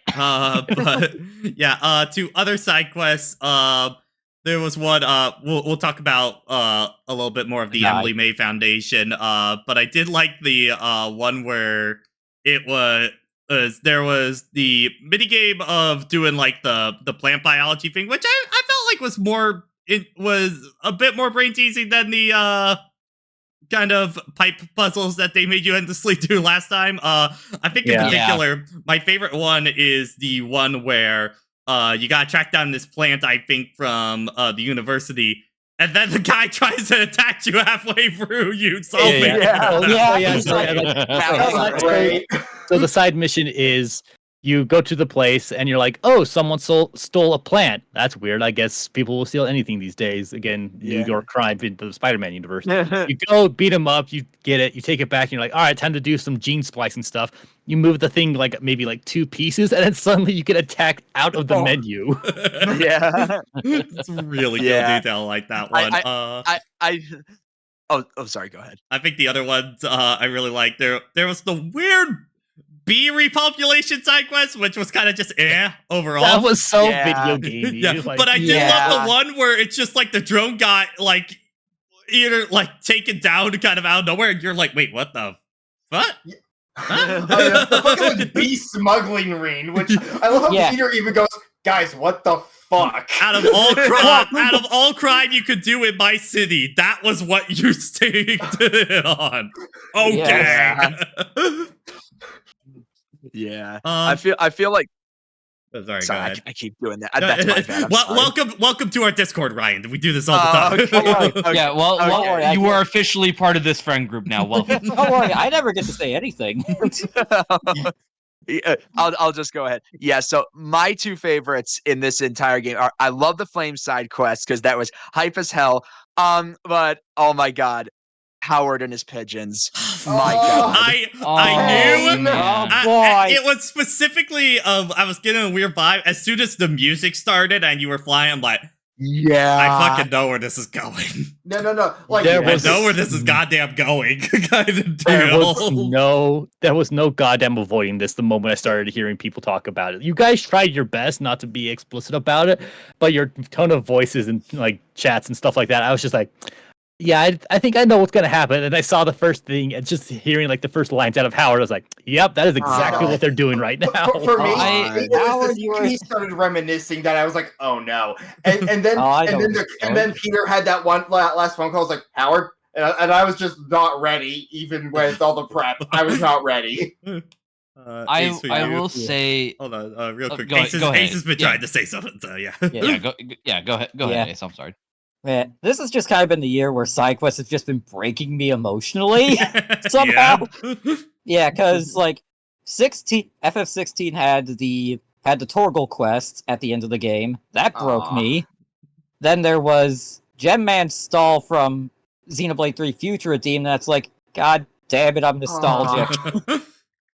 And this game with Howard. and now Howard. I think Howard's was definitely the most emotional one overall. I know we're going to talk about the other one quick, but I think the side quests are overall better in this game than the first one. I think Miles still might have it overall for side quests for me, mostly because I think that game really handles the idea of friendly neighborhood Spider-Man, I think, the best overall, mainly with the Harlem side quests and stuff like that. Yeah, especially because like Miles's game was really establishing him as the Harlem Spider-Man, so it focused a lot on that. Yeah. And especially in Spider-Man 1, a lot of side quests they're very always felt inconsequential. very inconsequential, and also like, man, these are some video game side quests. Yeah. And I think Peter gets the better end of the deal here when it comes to side quests in this game. Like, what's one of Peter's biggest side quests? Teaming up with Wraith to go against Carnage. What's Miles? Save the music. I mean, well, that's a pretty Save cool the quest in of music. itself, just for the amount of like cool information. He does get at the whole Mysterio side quest for. That's true. Mysterio's is good. Mysterio's is good. Which I love that Mysterio was actually trying to redeem himself. He just happened to hire some assholes. Yes, this is like that is one of the big things that a lot of that Spider-Man 2 does, is showing that yes, these villains can improve. I love the bit with Tombstone. I love Tombstone. Yeah. Tombstone is a pro in this game. I will say I wanted to get my 2 cents in on the Howard thing. Okay, yeah. That side after recent events from this year, that side quest hits a little harder now. Oh yeah. And I was just like, damn it. Damn it. Then there's the other one where you are basically trying to help a girl find her, was it father or grandfather? Grandfather. That is the one that hits. That is the one that hits harder for me because of recent events that happened to me this year. Yeah. And that one also, even more so than Howard, straight up just comes out of nowhere. It is straight. It's like it's actually still like one of my favorite Spider-Man moment in this game, where once you actually find the grandfather, you just you sit down on the bench and you just listen to his listen to his story. It just seeing Spider-Man taking the time to like listen to this guy talk about his life and the story that the guy just like provides. I was just sitting in my chair and listening to this. I just went, dang it, I didn't want to cry tonight. That was me, and fun thing, I obviously went for Howard with Peter, because of course I did, but for that one, I just happened to stumble across that one as Miles. Yeah, same here. Same, that's what happened with me. Yeah, and I do love how you get different dialogue depending on like which of the Spider-Man you approach each of those side quests with. I really like that. The biggest example for that, I don't know if it's too early to jump the gun on this one, the Spider-Bot side quest. I didn't think that's where the end result was gonna go, but it's kind of cool. I could tell kind of where it was going just due to the glitching effect on these spider bots. Yeah. It's like, are we going where we think we're going? Okay, we're doing that. Yeah, so funny thing, while I never did find all the bots because I just didn't feel like hunting all of them down at the time, but I did learn what the end result of that is from looking up trivia, as I tend to do when I beat a game. So I don't know what that. I don't know what that. If you mind if I say? Yeah, go for it. So basically, I think it's Lila, or a character very similar to Lila, basically opens up the Across the Spider-Verse portal. It's like, hey, thank you for grabbing all of that. I'll let Miguel know, and takes all the spider bots. It's like, okay, our business is done. No, wait. Bye. Kind of deal. No, wait. What she says is she tells Spider-Man either or that if Miguel comes talking, she says she tells them to tell him finders keepers. Basically, kiss my ass, Miguel. And Keiki, of course, Keiki at the end of Miguel's stocks are in the gutter right now. And of course, Keiki just is like, what the hell was that? It was a cute side quest for that. It is definitely the most blatant of just like, Across the Spider-Verse is really popular right now. we want to do something. Well, Spider-Man. also, you know, Insomniac some was in cross-promotion. Across, so So- Insomniac Spider-Man 2 Spider-Man was in Across the Spider-Verse specifically. It was. Yeah. I went back and I looked. It is the Spider-Man 2 suit for his I'm cameo. pretty sure. it's I'm better. pretty sure Genki was. Yeah, I'm pretty sure Genki was also playing Spider-Man 2 in that movie. Well, Yes, he was. Well, wearing my- he was. He was. while wearing Miles J's, by the way. I saw that moment in the theater and I'm like, Genki, you fucking prick, give me your PS5. I just hate that those bots Heavy, aren't. I imagine you're like fucking like the Spider-Man for the first Spider-Verse, just carrying the PC out of the. We don't need the So, like, monitor. PS5. We don't need the monitor. Okay, let Ryan say what he wants to say. Alright. Oh, I just said I enjoyed that mission. I love that little ending with it. I just hate that the bots aren't on the map. Yeah, That's the that only was you have annoying. to Yeah. You have the to only way for them to specifically- show up on the map at all is they're part of the mini map radar for like the parts chest once you get that upgrade. And even then, you First still they have to said- get in, and you still have to get in proximity with them in order for them to show I up. do So think yeah, the- that was tedious. That was I tedious. do think the funniest thing with the mini map thing is once you get the upgrade for like finding where the chests are, you just realize they're on every other goddamn building. Yeah, it's like how did I miss all of these? Everywhere. What the fuck? It's just like okay, Thank God. okay, that was just paying. That was just me paying skill points for me to realize I've been being a dumbass kind of deal. Thank God I've been those. Thank God those aren't needed for 100%. Y'all think? Oh god. Oh, yeah. thank God, yeah. But other side quests to also talk about. There are a few of the there is the weird one with the exploding bike. That was random. That was Yeah. an interesting one. Yeah. Like that was Blowing another. up. That was was- another like yeah. man. That was That was a- definitely a choice on that. It was definitely one of the many. This is a goddamn video game side quest. Yeah, moments. it reminded The that one. fact that reminded- it had a boost at the end was like, okay, come on. We are video gaming. Yeah, that one in particular reminded me a lot of the side station missions from the first game, where it's like, if you don't do this thing, the world explodes. Yeah. I mean, well, in this case, it's just Peter explodes. Yeah. So the other one would be there's a few flashback ones. There's a flashback in story of them going back to the building. I love the fact that Harry does a fucking Rick roll because timeline wise it would Yeah, when the give AG you is in this game, look. that would be the time frame at that point. Yes, It's- God. Okay, like, did anybody else have Harry Osborn Rick rolling you on their fucking 2023 No. bingo card? God. Also, Because like, I sure as hell wasn't expecting yeah, it. like the Harry introductory quest is like maybe not at that point, but throughout the game there is like it may just be but like there is some MJ going, "This is my boyfriend Peter and his boyfriend Harry" energy going that on. might be Yes. just be you on that. I wouldn't. I don't well, know. There's no, some but there deliveries was- at the end of the game. that are A like- lot of people joked about that, Pat, so it definitely wasn't him. However, it is definitely a situation of like, we really want to sell this friendship because of tragedy. Yeah. And it definitely, unfortunately, or fortunately, depending on how you want to view it, starts to lean a little more into like, man, these guys are really good friends. Like, It's that kind of writing issue, quote unquote. But so, I mean, Yuri Lowenthal did play Sasuke, so he knows a thing about being close, good male friends with Yeah. God damn it.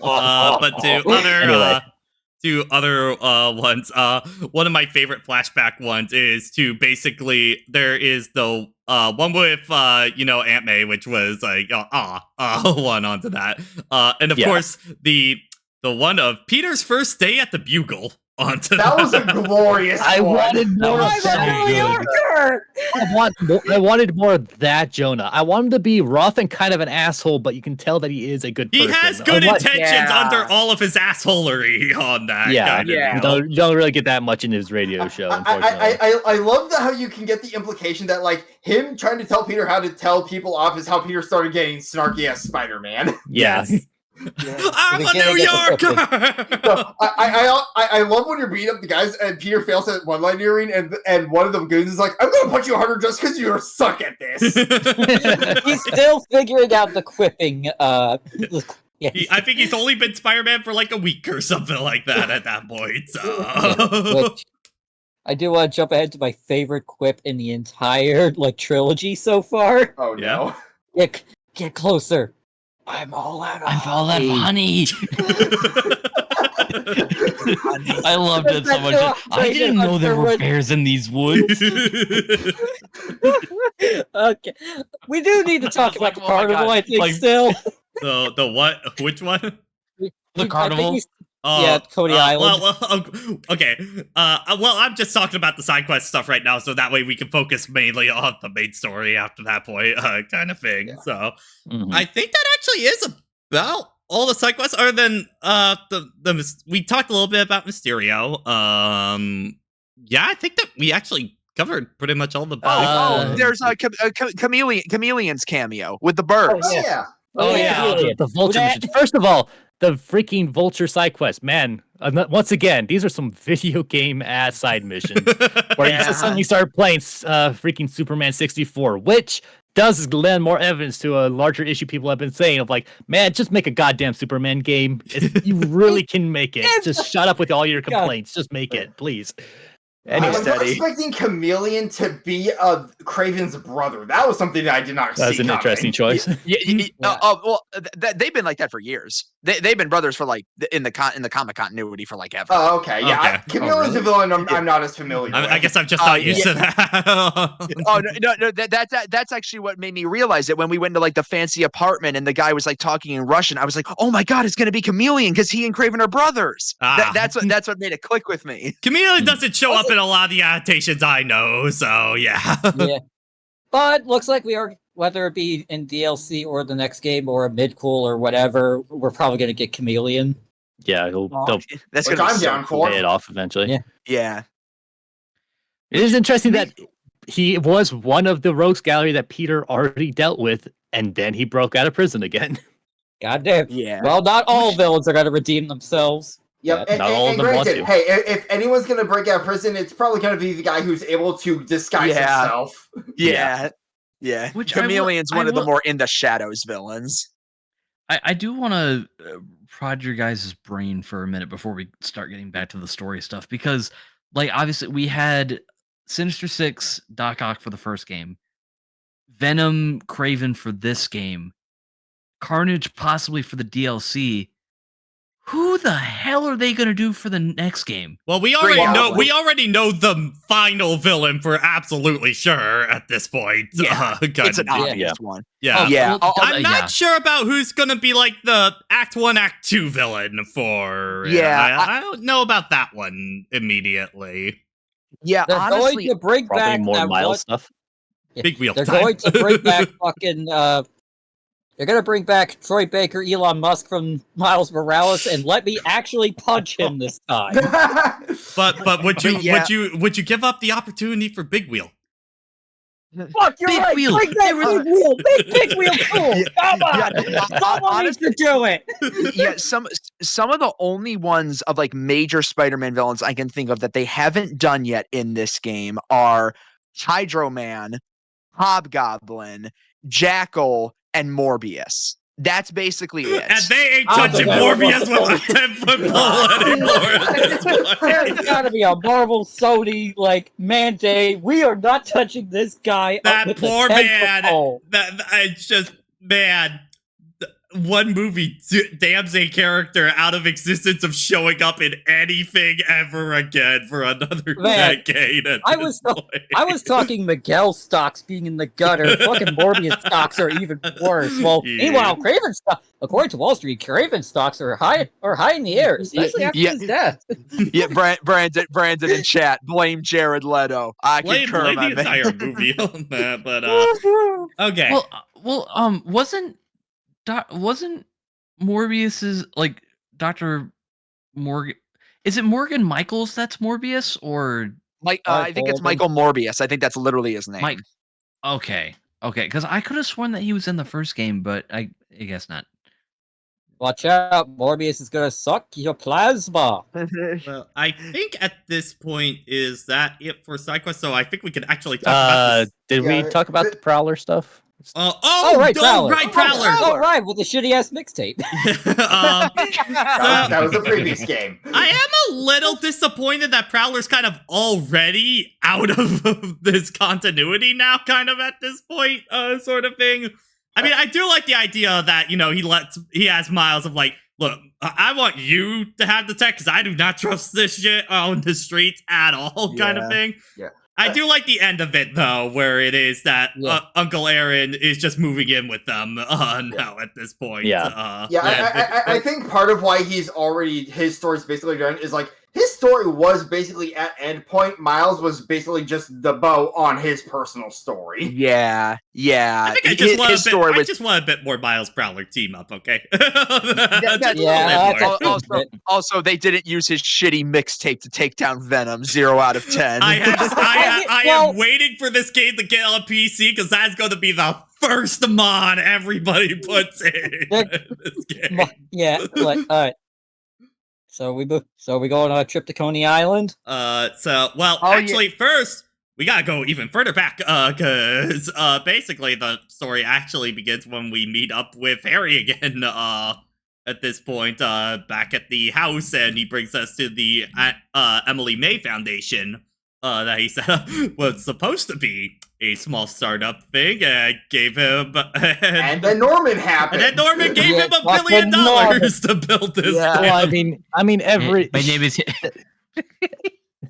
That's every millionaire freaking startup. It's like, I had a small startup, they say as they took out a freaking $1 million loan from their family. My name is Harry Osborn. I got a small loan of $1 million from my family. I genuinely do think of Harry wanted it to just be like a regular office building or something like that. Yeah, no. And then Norman caught wind of it. Harry is written not quite Gary Stewish, but he's definitely very much a "you poor sweet summer child" attitude. He is too good. Too good for the sinful earth kind of man. I love the entirety of I think, honestly, the Emily May Foundation might be some of the best storytelling in the game, honestly, for me. I love that entire section. It is so good. And also, it is just so bad, because everybody playing this, we all know Harry is going to become Venom, so it's just like this mounting dread of, stop making me like him. No. God. It is like, oh no, I don't want to do anything to this poor boy. I still love the moment of like when they're in the main office room that they'd be sharing, where it's like where Peter like jokingly leads them on to thinking he might be refusing. Like, can I just be over there because I like facing away from the window? Yeah, I will. Like, it is very telling about Peter when after he essentially gets a job at the Emily May Foundation, he just shouts to the very heavens, "Aunt May, I have a stable career!" I do have to say it was it was kind of funny with the first introduction of the Emily May Foundation, is that it was a lot of people consistently saw that they do in fact employ ghosts, because there was always at least some character that did not load in, right? So it's just some objects were just floating. Did you get the floating cup by the fish? I got the floating cup by the fishing pond. Yes. Yeah, I got a scientist by the koi pond posing. I don't think I was paying enough attention to catch anything like that. I was just focused on people to talk to and to see what Harry's the whole business is going to be like. Okay, and hi Kurt. The reptiles here. Lizard. Lizard. Lizard. The reptile. Wait, who's the reptile? You're thinking Mortal Kombat on that. I don't know if Reptile is a villain in Spider-Man. Earlier I was gonna make a joke about Chameleon from Mortal Kombat, so that's maybe why. Yeah. Anyway, I do want to talk about Norman for a bit, because he was kind of mustache twirly in the first game. Like, he is reprehensible. Here, though, they do a good job of not redeeming him, but making him make sense. You see that he really was doing it all for his son. Now that you have his son, he very much cares about Harry. Every time Harry was doing something that was of concern, of something maybe going wrong, you could see him be like, Harry, are you okay? Did anything go wrong? And of course, you could tell that Harry is basically the last string keeping any semblance of sanity in this poor Yep. man. Yeah. So yeah, what happens to Harry? This can only go poorly. Yeah. Someone's I gonna felt crease so your bad for J's in Norman. the next game, Spider-Man. During that gameplay sequence, I just felt so bad for Norman that entire intercom play. Hmm. Yeah, but we gotta move forward. Yeah. So now Coney Island. So before Coney Island, I guess that's when Craven attacks and starts stealing some more villains, specifically Scorpion and Lee. And that starts to really establish the downfall, or rather the spiral that Miles is going through in this story, which is he has to deal with his own revenge thoughts against Lee because, well, he killed his dad, and he knows he killed his dad.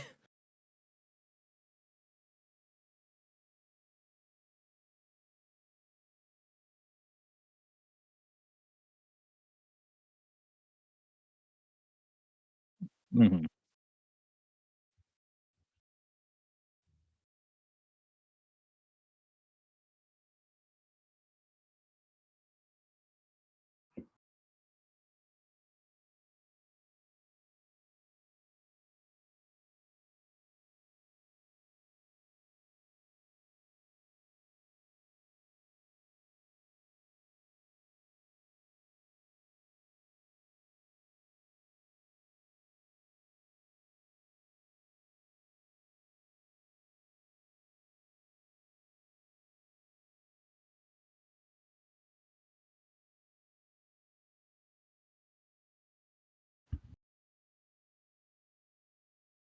I see what they were.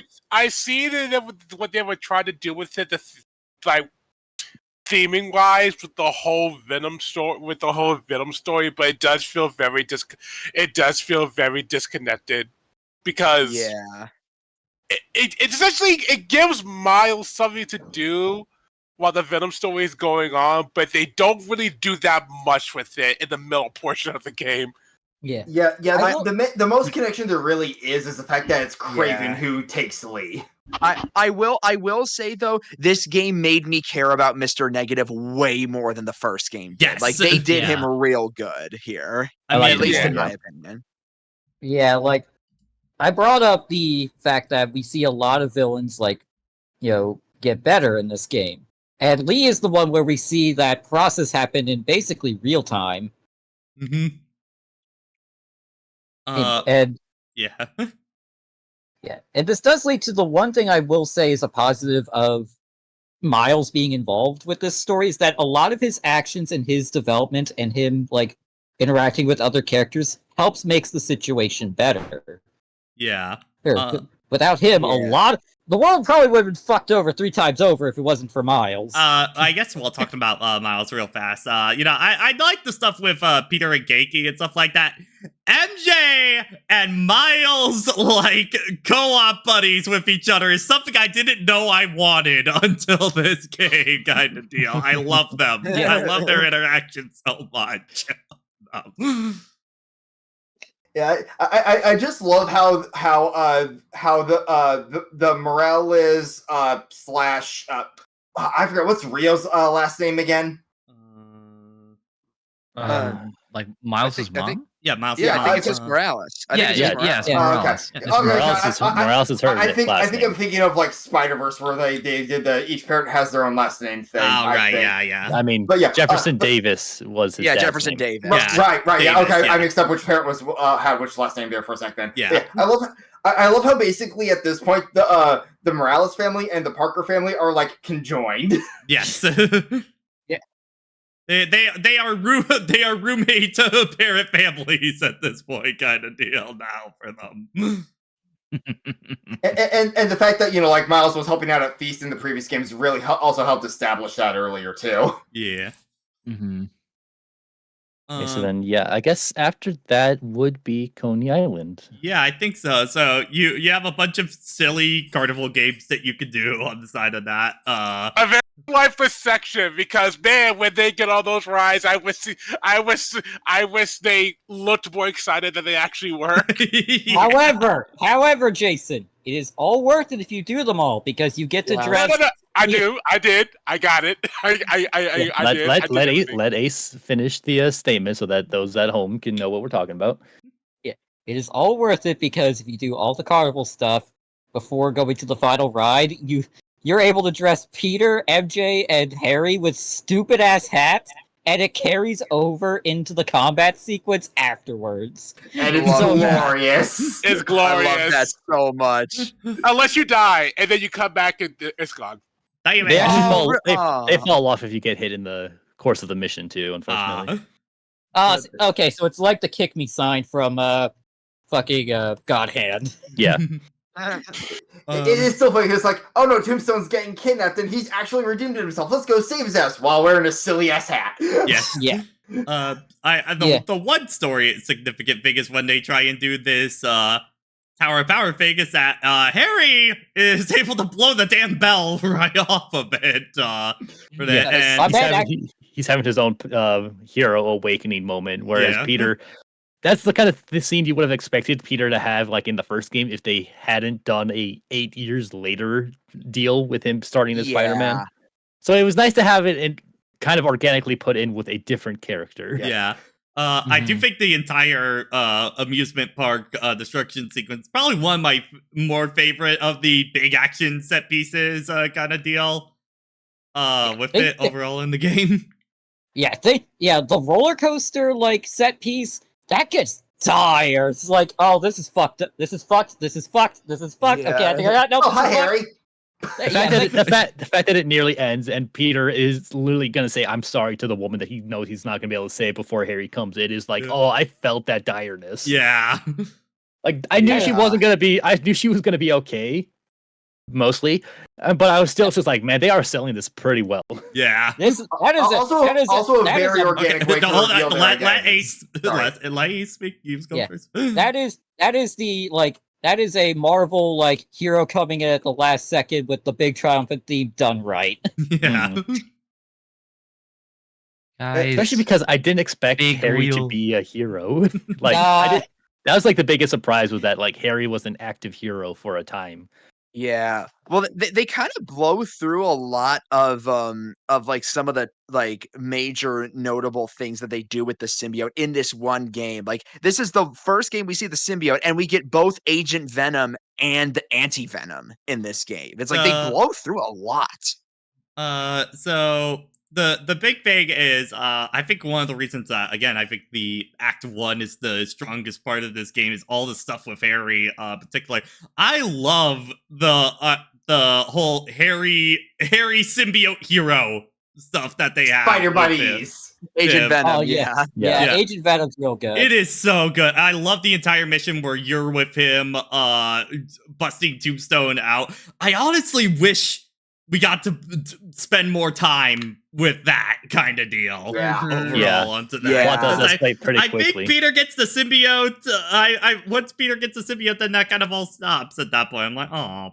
Yeah. I still love that slow build up during the Tombstone mission where Peter's just like, Harry, where are you? Harry? Harry, what? Harry, what the fuck are you wearing?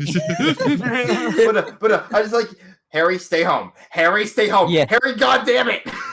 And Harry, of course, is the Leroy Jenkins in this situation, running straight in. And she I is- like how, Peter's like, oh my god, he ran in there. I like how at one point at the start of the mission, Harry calls Peter. You can hear Harry running in the background, and Peter just goes, "What are you doing?" I'm going for my jog. I'm going for a walk. And Peter's just thinking in the back of his head, I've It come is up with lit- enough excuses. I know what this sounds like. Harry, what are you doing? Oh, I'm stretching in the middle of a it is fight. It is basically the Helsing abridged, like going for a very enthusiastic walk. Yes. Also, once he's actually there and all, I love him too. So it's just like, what is this idiot doing? God damn it.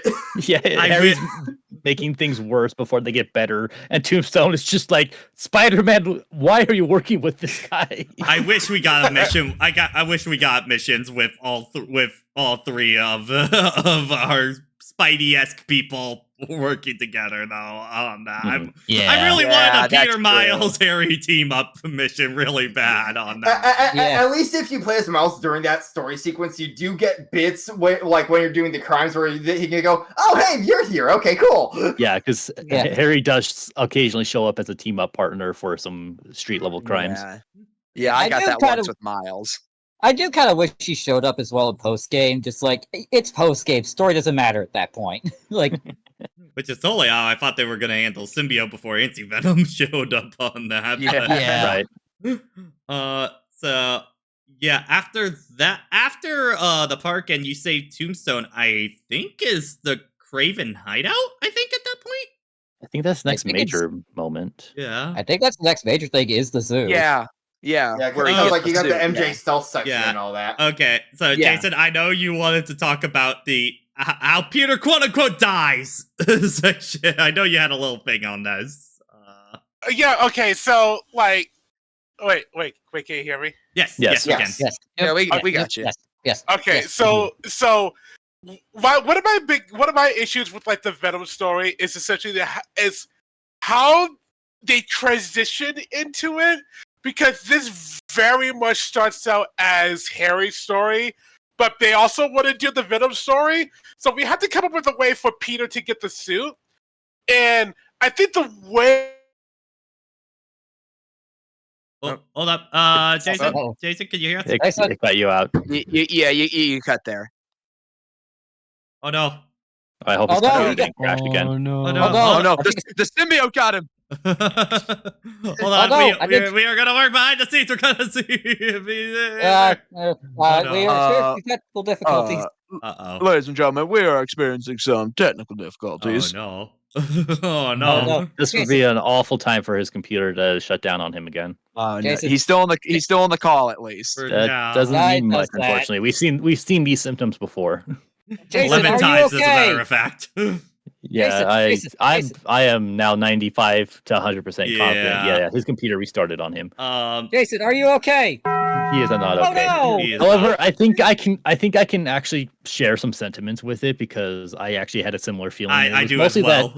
Yeah, because once you get to like, my issues was mostly actually just how the story was very blatant of like, man, we're gonna need to make sure that Craven beats Spider-Man to get him into that death state to get the Venom suit on him.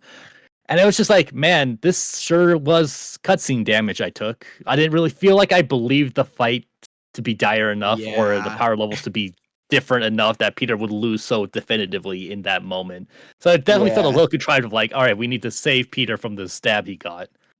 Jason, are you back? Okay, there we go. Oh, there we go. Yeah. Did your computer die, or what happened there? My computer restarted. Yeah, all right, yeah. All right, now continue your thought. Continue your Okay, thought. so yeah, like the way that they transition from Harry's story to into the Venom story, it's the fact that Peter needs to get the suit at some point. So how did we do that?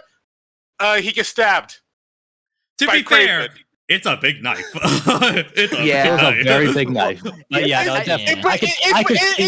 it's one of those things where you just like, I see Spider-Man take a lot of blows. He took a lot heavier damage in Spider-Man 1. I'm just saying. In fact, like saying that actually makes me think of towards the end of No Way Home when Toby gets stabbed by Green Goblin. Like everyone's worried, like, oh God, is he gonna die? But then like when the end pops up, he's like, the explanation is, I've survived worse, and it's like, oh yeah, wait a minute. No, hold on. In Spider-Man 1, at the end of the game, Peter got straight up like bisected by the Doc Ock hand through him. How the fuck is the knife any different at that point? This is missed all of his vital organs. All of them. It hit non-essential organs. This is also the beginning of one of my problems with the Venom story is Spider-Man 2. What like specifically? the way that the whole story is treated, because it felt like we go from one kind of story to, all right, we got to the Venom story, then, all right, Venom story's over. Let's go back to the story that we want to tell. Yeah. So I think Yeah. this is kind of an overall problem of I think my biggest problem. I feel like a story about the symbiote, Peter having the symbiote, should not be the least interesting part of the story. I think for me overall, and this is kind of a big source of my stuff. We'll talk about symbiote gameplay in a minute because oh my god on that. So the whole thing with the symbiote.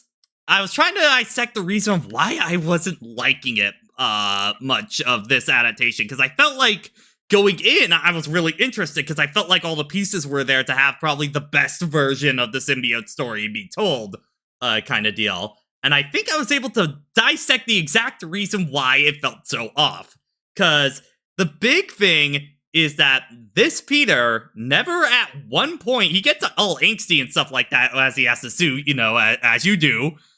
But Peter never once makes a conscious effort of thinking, hey, wait a minute, the suit is kind of doing shit to me, kind of deal. Or he never has the moment of realization that I need to get the suit off of me, kind of deal. And this sounds like a very small thing, but this is kind of a key critical part of how this arc usually plays out, because there's at least a few times where he realizes, I went too the fuck far, kind of deal. It happens in the 90s cartoon, happens in Spider-Man 3, happens in Spectacular, like every other kind of big symbiote story. He has a moment like that, or a few moments of realizing that the symbiote is kind of doing something to him, kind of thing. But he never has it in this game, and he never thinks that at any point. And how does he get the suit off? It is Miles literally ripping the damn thing off of him, pretty much. And this kind of creates a trickle effect down when you realize that Peter kind of has no agency from the suit at all and no, like, moral compass with it. And this kind of just makes this Peter really angsty for the sake of angst for the entire thing, and kind of makes it feel like it's kind of going through the motions for a lot of it. And I find that really disappointing, honestly, for the symbiote. Yeah. This, because this is okay. So it was interesting idea to give Harry to give Harry the symbiote suit and have him turn into it. But the thing is, because of the way that Harry is set up for Spider-Man 1 and 2, Harry himself is a big focus on the story of why Peter is doing a lot of things that he is doing. So once he gets the suit, it becomes a big play of I gotta give the suit back to Harry, because without the suit he's just dying again. And part of the Venom story is Peter kind of realizes that, oh wow, this suit makes me a better Spider-Man. And in this game, they're trying to juggle these two things, and I don't think the story is doing a very good job of juggling the Harry needs a suit and Peter slowly transitioning to, maybe he doesn't get the suit back. Maybe I keep the suit. Maybe this is my suit. The thing is, the best read I have onto that is that they're possibly making that of like a gameplay reason, because when you have the suit, you're like, I don't want to give it back. Got a deal on that. We might as well talk about that now, but the Venom suit is pretty strong. There is such a euphoria once you get this thing and you realize how good it is. Easily my favorite thing is the move where you grab a bunch of people, throw them up in the air, and yank them down. Even better, when you get the upgrade that makes it so you have no limit to the amount of people you grab, you can just grab like 40 people and just yank them down. You can clear out one of those Craven like warehouses in like a minute if you position yourself right. It's insane. There was one point in the game that I was able to successfully get off like a giant like symbiote slam, And that is, I think, the one time where it started frame dropping. I'm like, yeah, that's deserved. No, because Understandable.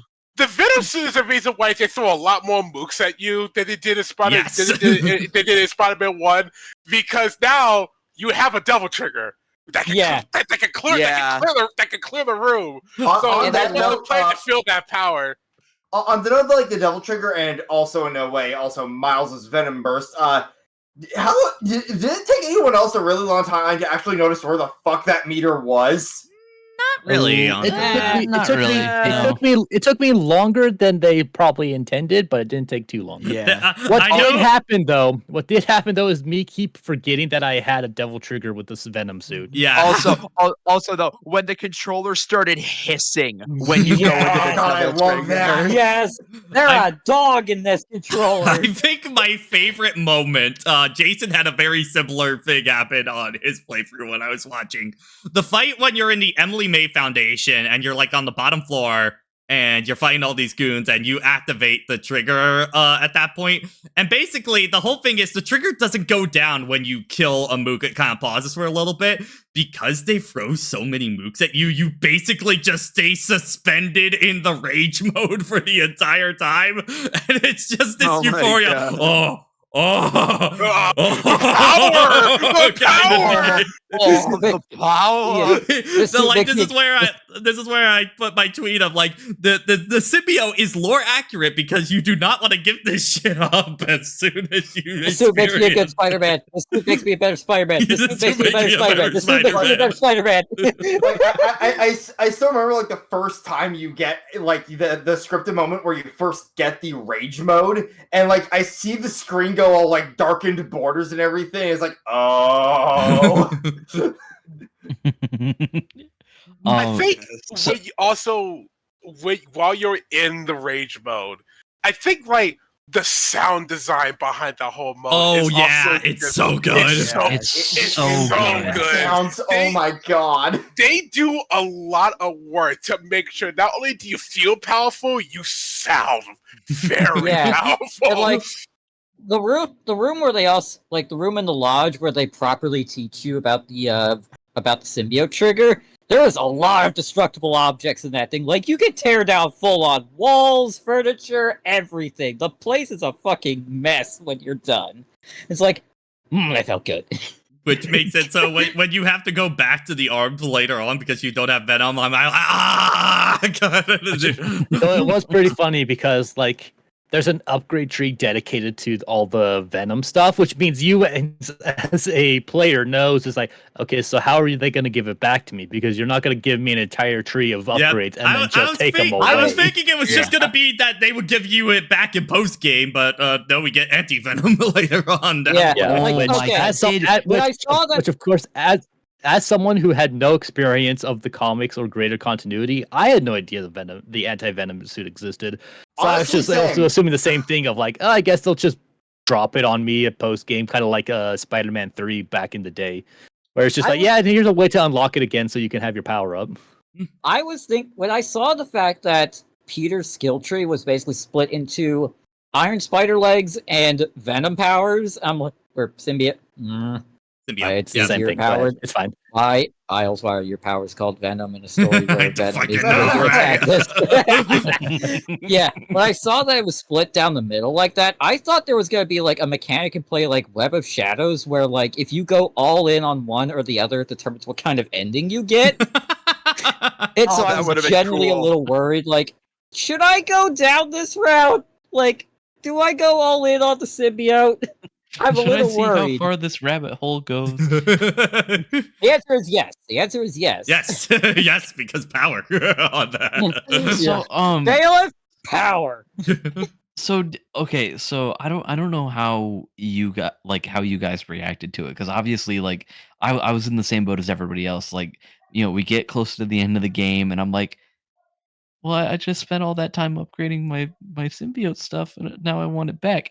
And then the moment happens, he gets the white suit and I'm just sitting there, I'm just like, what the fuck?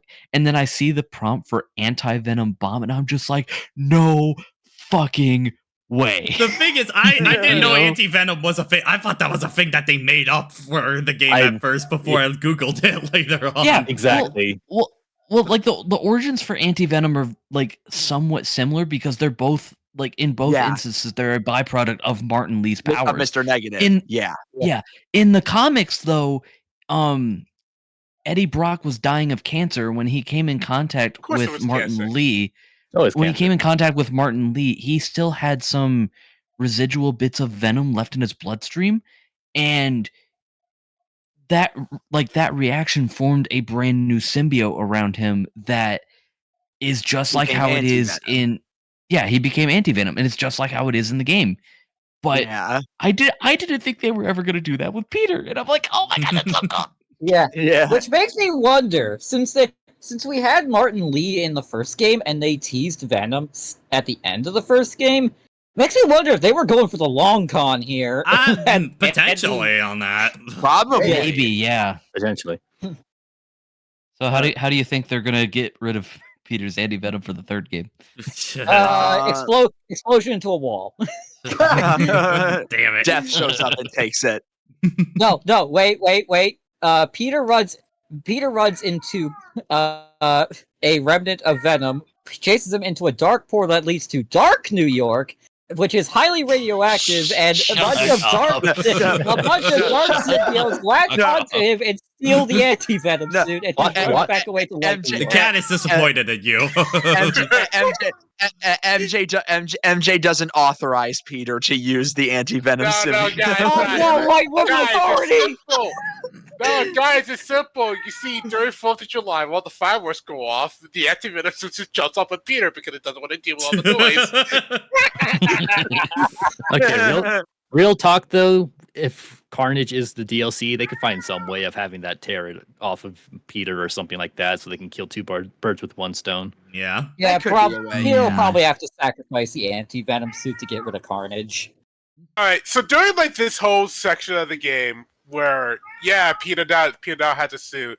So this is the part where I really wanted to talk about Miles, because I actually did. I thought about this a lot, and I see what they were actually trying to do with Miles, here, because part of the Venom story is simply for Peter. It's the fact that as Venom syncs up with Peter more, the more that Peter doesn't want to take the suit off because he feels like he could do more, he could do better being Spider-Man than he could being Peter Parker.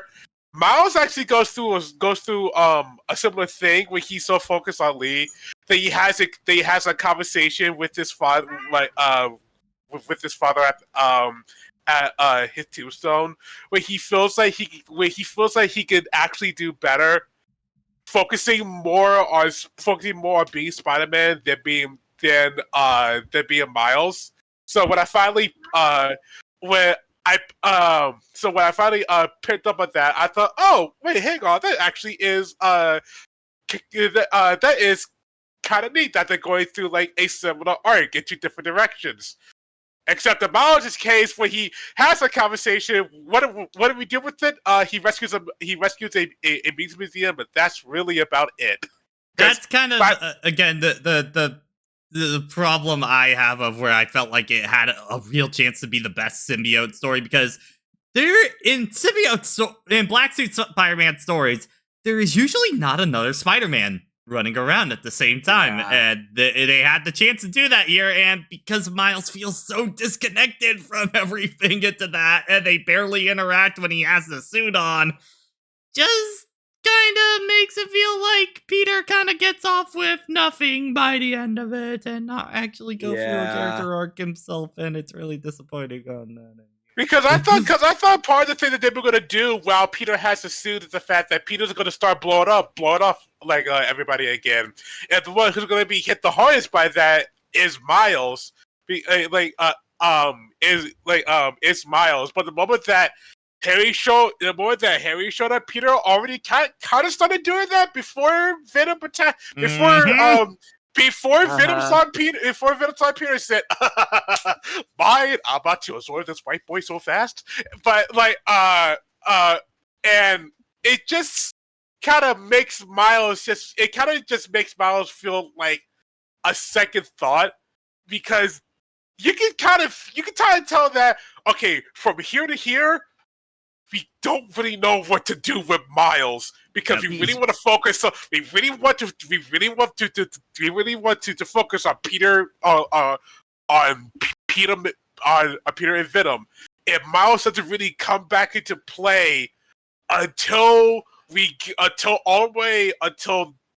the second MJ section. Which, Jason, as you're talking about this, I think this is the biggest problem I have with Act 2, kind of, in problem with this game, is that they don't want to focus on Miles, because they want to focus on Peter, kind of deal. But because Peter isn't actually going through a character arc at all at this point, because of the issues I talked about, there's just kind of a whole lot of nothing happening for the middle of it. I think the point that really emphasizes this the most is the whole thing in regards to the lizard side quest kind of thing in the main plot for that, because it's by the end, you know, he learns about what the symbiote is, that it's an alien, and he rejects like having it taken off, and then he just goes to bed smiling like he did a good job, and I'm like, Peter, what the fuck did you accomplish throughout that entire bit? Like, what did you actually accomplish in all of chase that? a giant lizard throughout New York. I beat him up into the ground. I stabbed him with a needle. Yeah, I did it. I feel like Act 2 is just a lot of Peter getting beaten by facts and logic, and he just has no response to it, kind of, at all. But I want to talk about that lizard section for a minute, because that might be the best instance of bully Lowenthal in the entire game. Fuck you. Peter telling the lizard that he is too weak for his family. I think that's why they left him. It's like, it is funny, no! again, but I feel like because this Peter, again, I feel like this Peter is just kind of angsty for the sake of it, which kind of makes the whole bully or involved kind of thing feel flat for me in this adaptation of it. The worst bully Lowenthal line for me was, why don't you pop some more pills and tell us how you really feel? Like, God! I know! But by the way, it should be mentioned that him waking up on the bench wasn't right after Lizard. It was right after he basically nearly killed MJ. Yeah, no, him waking up on the bench. Well, no, I'm saying of like him going to go, like him being the lizard and then just going home and then going straight to bed with the symbiote on, kind of deal, and smiling like, I did a good thing today, kind of. Like, I'm tired. I'm gonna go to bed. What did you actually accomplish, Peter? On all of your goal is to get the suit off of him. What the fuck did you do to get the suit off? Oh, yeah, Peter. It's just nah. Yeah. I feel like a lot of this plot really starts to fall apart when you start looking at it, kind of thing. I think by that point, when he doesn't feel the need to get the suit off of him, it's because it's really like the symbiote's really corrupting his mind, that it makes him better, and also he knows that Norman is working on another cure, so it's like, oh, Norman's got this. Harry will be fine. This is the big problem I have with this, because a lot of the time in other stories is that we usually can hear Peter's thoughts, kind of deal, throughout all of it. But we don't usually hear that in this version. We only just hear like this, like him just kind of being an angsty talker kind of deal. Like, I think the best version of this kind of story is, say it with me, Spectacular Spider-Man. Spectacular Spider-Man. Because you can distinct when the symbiote starts talking to him, kind of deal. You can hear it distinctly talking in his own voice back to him, kind of deal. For that, like the first time when Captain Stacy, when he's talking with Captain Stacy, it's like, by the way, the symbiote, and he's like, whoa, hold the fuck on, don't give it back to him, kind of deal. You need this to be a better Spider-Man, yeah. Why do we keep saying we instead of I? Yeah, and then like most blatantly after he beats the Sinister Six, and he's just like, what are we talking about? Pierre got the money for it. Everything is fine, man. It's like, well, I guess not everything's fine, kind of deal. It's like, oh, wait a minute. I think you're really missing that kind of element to this symbiote, which I think, again, why he just kind of feels only angsty without a lot of substance. I feel like the player has to imply way too much shit with this symbiote kind of deal, and I feel like you're kind of giving it more credit than it feels like they're giving kind of deal onto it. And you want to know who could have pointed that out to Peter? Miles. Miles, he was Miles right is there. right there. He was right there. And Like to also follow up on what Pat was saying, yeah, like the most we really get on the whole like symbiote being its own voice thing is when Peter suddenly goes destroy us in response to Connor's plan. Yeah, That's the only time they talk in like the third person. Which is by that point, Peter is so far gone. You need way more of the symbiote talking to him earlier on to get the idea that it's fucking messing with him. It just kind of feels like this Peter just kind of becomes an asshole sort of thing onto it. And I feel like that's the least interesting way to do the symbiote, honestly, for it is just to make him an asshole for kind of no rhyme or reason. Yeah. Because ultimately speaking, we all know where the story goes for Miles by the end of it. Because they were pushing for that. I have no issue with Peter not realizing that I went too far. If Miles was the one that was putting it out, so if they were using this section to help transition Miles into being, no, he's becoming more and more independent to the point where he can actually call out Peter and fight him on his own terms in order to snap him back to normal. To snap him back to normal, then I felt like that would have been a better use for Miles, and that fight would have been earned because we all know that. It feels like that fight happens just for story reasons on that. Yeah. And to your point, Jason, onto that, like the closest we get to that kind of moment is when MJ publishes her article basically calling Spider-Man out on his bullshit kind of thing. Yeah. For that. But again, I think the problem is he just is you're all just being beat to bear kind of deal. To again go back to Spectacular Spider-Man, a very similar kind of moment happens where Flash Thompson of all people calls him out on it, but then we have a scene after where Peter's just like, oh, okay. Flash Thompson's making sense. Something's wrong. Yeah, if Flash is making sense, maybe I might be in the wrong on this. I need to start thinking kind of deal onto that sort of thing. Again, I just really wish we got Peter to contemplate about it a bit more, because that makes it more interesting. I feel like that's such the core of the Black Suit Spider-Man is when he's given ultimate power and no responsibility, he kind of becomes an asshole and does stuff. It's the idea of the black suit is him realizing that, no, I need to make sure that I can control myself and be able to save people without losing it kind of deal, and be able to come back from his own, that's why he is the best hero of being able to pull himself out of that. Because somebody else completely indirectly basically forces him out of that, that really kind of devalues a lot of the narrative weight of Black Suit Spider-Man that you normally get in the stories overall.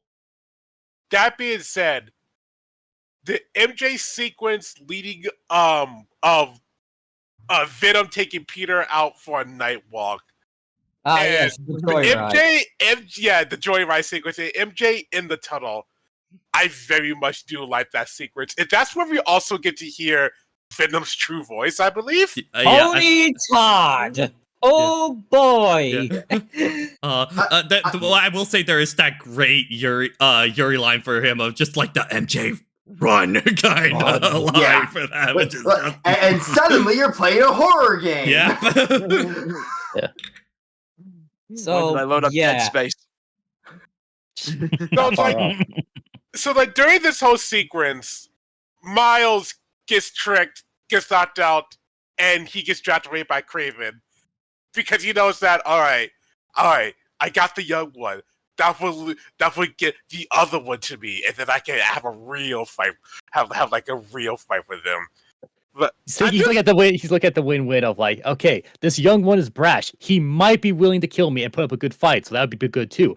But it might also piss off the one with the black suit, and that would be really good. So you know what? I think this is a good investment. He is doing the whatchamacallit, the guy from Gambit? the guy from Gargoyles, his gambit, treat TV tropes of no matter what, I win kind of scenario Yeah. on that. no matter what, I get what I want. And I get to see Spider-Man yelling at Miles' mom. Sweet, let's go. All right, 2 punches left, let's go. Boy. I am honest to God shocked. Fucking Rio did not slap Peter with the chocolate. That would have gotten the Venom symbiote off of him real quick. Yeah, but Peter tracks down Miles. If we play through the section of Miles sneaking out of the whole thing, and where it leads up to his fight with Mr. Negative. Great fight.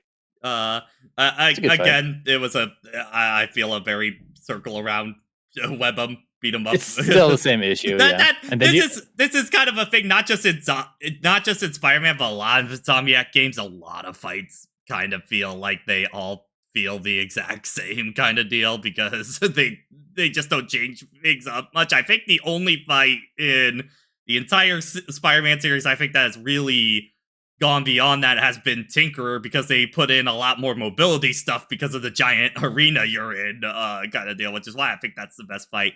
I think the best fight in this game overall, though, probably goes to the Kraven fight with Black Suit Spider-Man. I think that one actually had a lot to make it feel distinctly different than every other fight. You web up the bell and all that. Web up the bell, and like you have to go through all of his traps and stuff like that. I just felt like that one added way more than just the circle around, web, circle around, web, punch, circle around, web kind of deal that you do with all. Yeah. But yeah, so after that, they do the punchy punchies. Yes, they did the punchy punchies.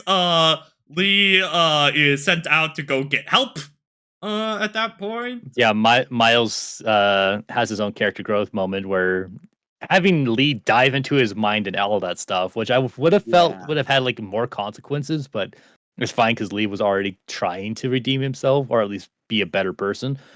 Miles makes the choice to save Lee and get Peter involved again.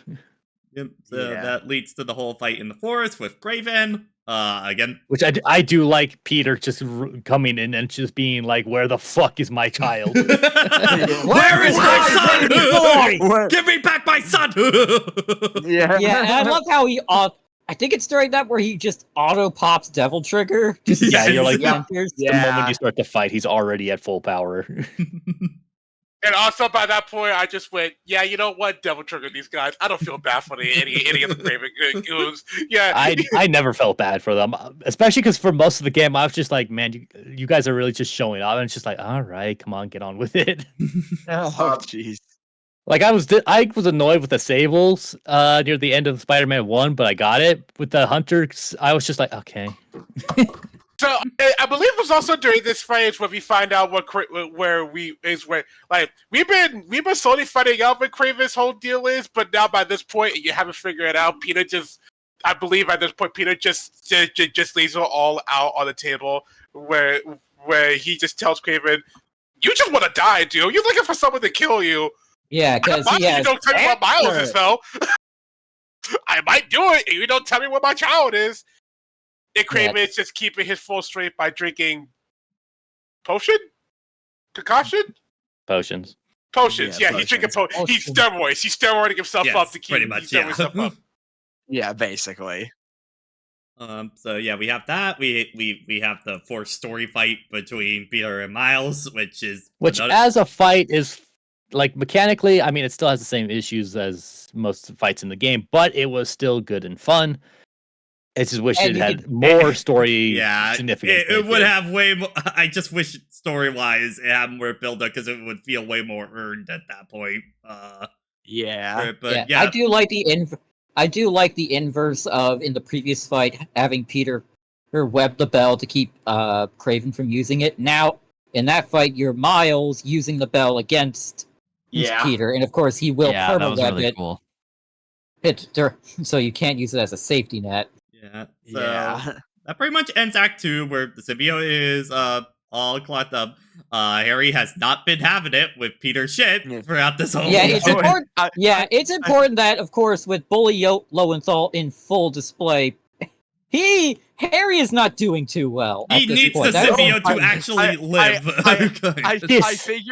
I figured they weren't gonna do it, but a part of me was just wishing in the back of my mind, like when Peter chews him out and then he leaves and like Harry throws like the cane at the window and it breaks. I couldn't help but think of the Amazing Spider-Man 2. You're a fraud, Spider-Man. By the way, I would have loved that line.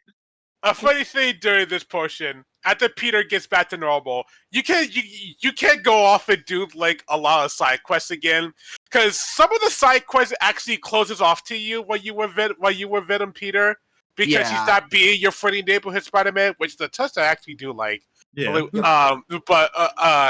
But so one of the things that you could do, if you haven't completed it by that point, you can still do the Carter side quest. So. Yep. So imagine doing the Carter side quest while also carrying Venom on your back, and you're just like, just take it off my back. Take it off my back. I'm carrying it over right now. It's not the one that is not the symbiote preordained by the flame. It was just funny, just like, I'm carrying this thing that you were trying to get by blowing up a train. I just thought I just thought the idea behind that was funny. But Peter gets a call for Peter calls Dr. Connors after he says all of his I'm sorry. And it's like Leo going, don't fucking do that again. Yeah. And Dr. Connor, I got the suit off. Connor goes, great, bring it by the lab. Bring it by the lab. You get told that the symbiote is an alien that came from space, and that's how he lost. And that's how he lost his arm. I remember. I think. Yep. Yes. Because he found the meteorite that had the symbiote in it, and it tried to bond with him, and he's like, "Fuck! Get it off of me! Cut my arm off!" And one of the soldiers shot his arm off. In a very original RE4 Leon cutting the rope kind of deal. Leon cut the single strand. Yeah, I'm like, you're doing this very inefficiently. But then, like, Harry is at the lab. Peter tells him, Harry, you don't want this thing. You gotta destroy the suit. Harry just goes, I don't want to hear it. I don't want to hear it. I need that suit to live. Do you want me to die? Which again would mean more if Peter actually contemplated about the suit being evil on him. You're just saying on that. But like the thing breaks. The suit rebonds back to Harry. I believe takes the rock. And then he just straight up becomes Venom. Yeah, so this is definitely... I knew this issue was going to be present ever since they said that Harry was going to, be Venom in this game. Because the big problem with Venom's design, Venom is specifically designed for Eddie Brock, who is a big, muscular kind of dude. With a big and even brain. then, this is monster size, not like he is Venom is so non-diegetically put into the game. Venom shows up basically because Venom has to show up in a symbiote story for it. And it's very distracting on that. It took me completely out of it. But that being said, I actually did enjoy this part of the game because I wasn't expecting them to say, all right, play as Venom. Play as him. Okay, I want to talk about this. So, like, first of all, when Venom shows up, they do a trick where they pan the camera like you're about to fight Venom, and of course, Norma jumps in. Is like, "No, that's my son!" And then of course, Venom knocks out Peter for quite a while. And it's at this point in my brain had a stray thought: what if I could play as it? What if I could play as Venom? Camera pans. Oh my god. I I legitimately had to pause the game for at least 10 minutes so I could calm down. I I posted in our spoiler chat. I was like, Tevi is going to really love one particular part That because I think segment. back in our Miles Morales playthrough, I think we were talking about because Tevi was thinking that we were going to get playable Venom stuff like that in the game, and I remember because I think a session later we got the gameplay reveal and we saw all the shit that Black Suit Spider-Man was doing, and we were just like, I don't think we're getting Venom, because it feels like he would be very redundant at that point, kind of thing, at that point. And then they made him a goddamn tank. And then they just gave him the ultimate Spider-Man moveset, is what they did. So we might as well bring it up since we're talking about the playable Venom segment. Do you think there's any credence to that idea of a Venom spin-off becoming a thing because of this segment? Here's the problem. I feel like they kind of wasted Venom a little too early on this. Again, like the thing of where I was saying, we're 80% through the game, and Venom has not shown up because Venom is basically their end game movie fight kind of deal, and Venom is essentially knocked out of the story at this point for it. Yeah. I don't think Venom can come back. Like, I feel like the only way you can get him back is if a little bit of the symbiote survived and it finds this universe's Eddie Brock. Like, you would have to introduce Eddie Brock to make a Venom spinoff work. Or that's where Anti-Venom goes, is it gets off of Peter and finds its way to Brock. Yeah, potentially. Like, it has also been established with Peter that even after a symbiote has unbonded with someone, trace amounts are still left that can reform into a full symbiote. Mm-hmm. So it is always possible that something can happen with Harry and he's able to regain his Venom powers, maybe just a little more in control this time. It is. I think the joke we kept making is for the entire Osborn thing is just like, that's a lot of just straight up murder he's doing. It's so funny. It's so funny. There are just so many takedowns, but Venom just straight up breaks people's backs. He is dead. Yeah, which says no, he actually kills people. Which admittedly kind of. I'm just sitting here watching all this thing go down. I'm just like, and that guy said he quit. He said he quit. He said he quit. He just walked out the building. That guy just left. He's just not coming. He's just not coming back. It's like I felt so sorry for Norman. But I felt more sorry for all the people that had to fight him. Now, admittedly, I think this is kind of one of my other big problems with Harry kind of in the end game of this. I get it. He's on edge, and I get that the symbiote is influencing him and stuff like that. But I feel like he went from get revenge on Peter to take over the entire world to make everybody a symbiote real fucking quick. It escalated way too quickly. Yeah, I was just like, I felt like like the plot was getting lost at that point, kind of deal.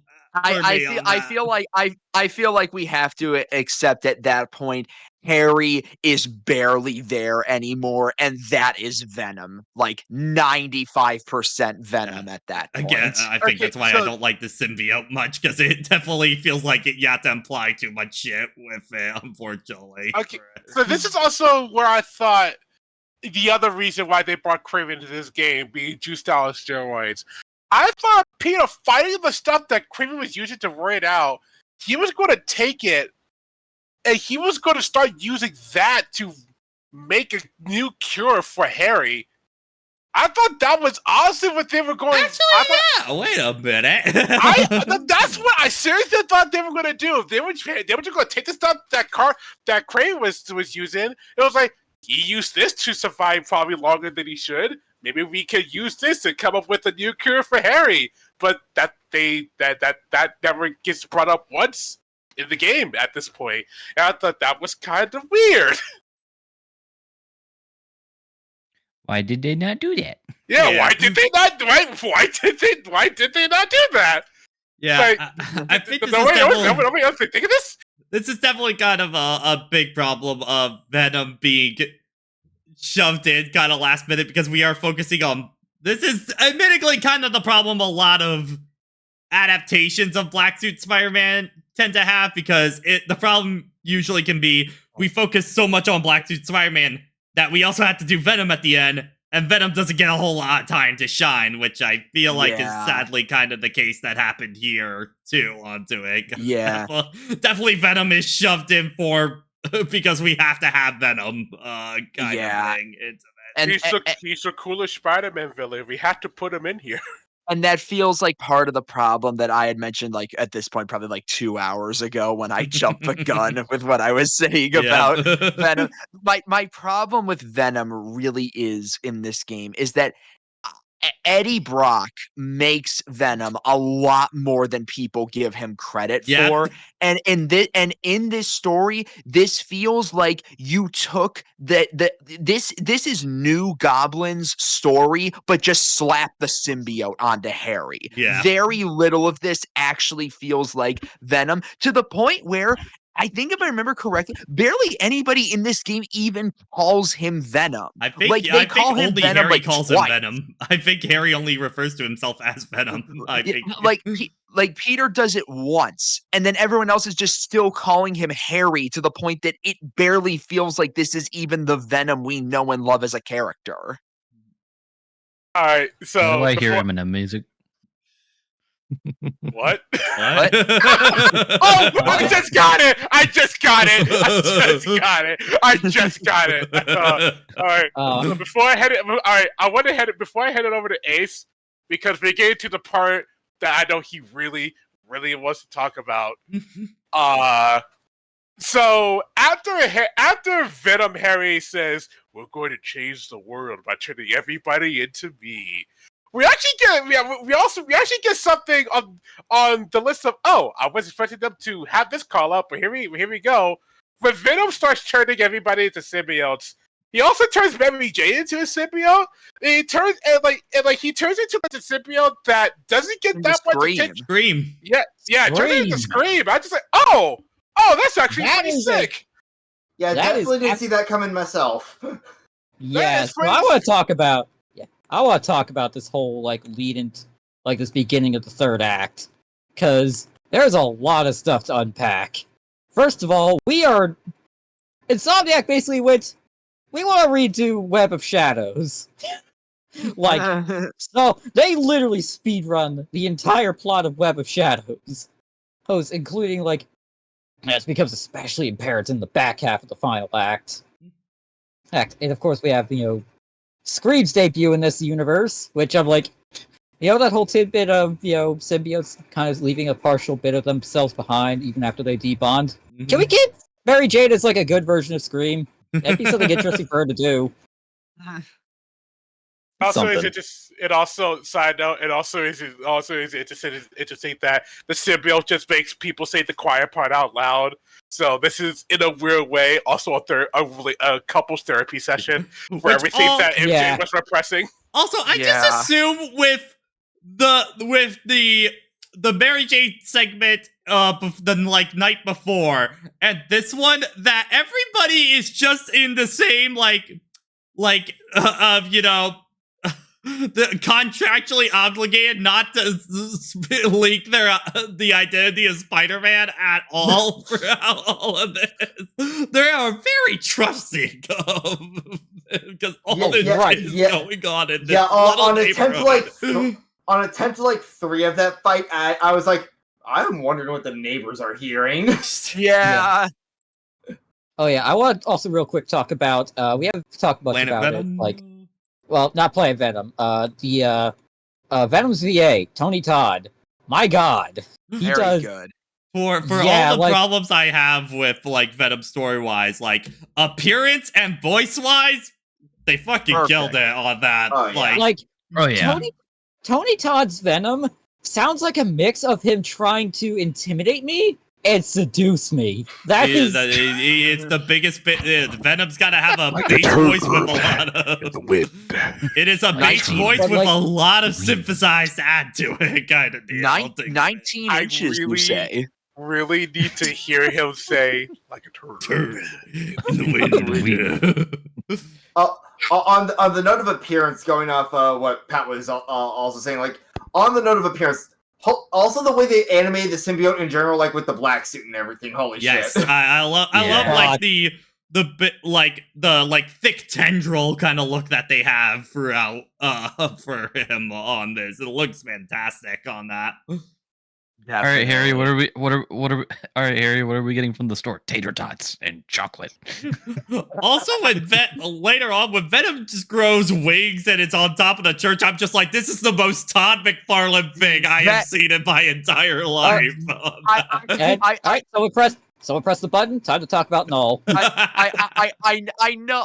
From what I've heard, Venom has gotten wings in the comics before. Yes. This isn't like the first time. Yeah. But when I saw that, I was like, okay, that's a bit much. Your Spawn influence is showing very hard right now. Yeah. To talk about that real quick, so the whole shtick with the Venom wings is that it's partially based on what the final act of the story is sort of based on, which is Null, the symbiote god. Because yes, that's a thing in the comics.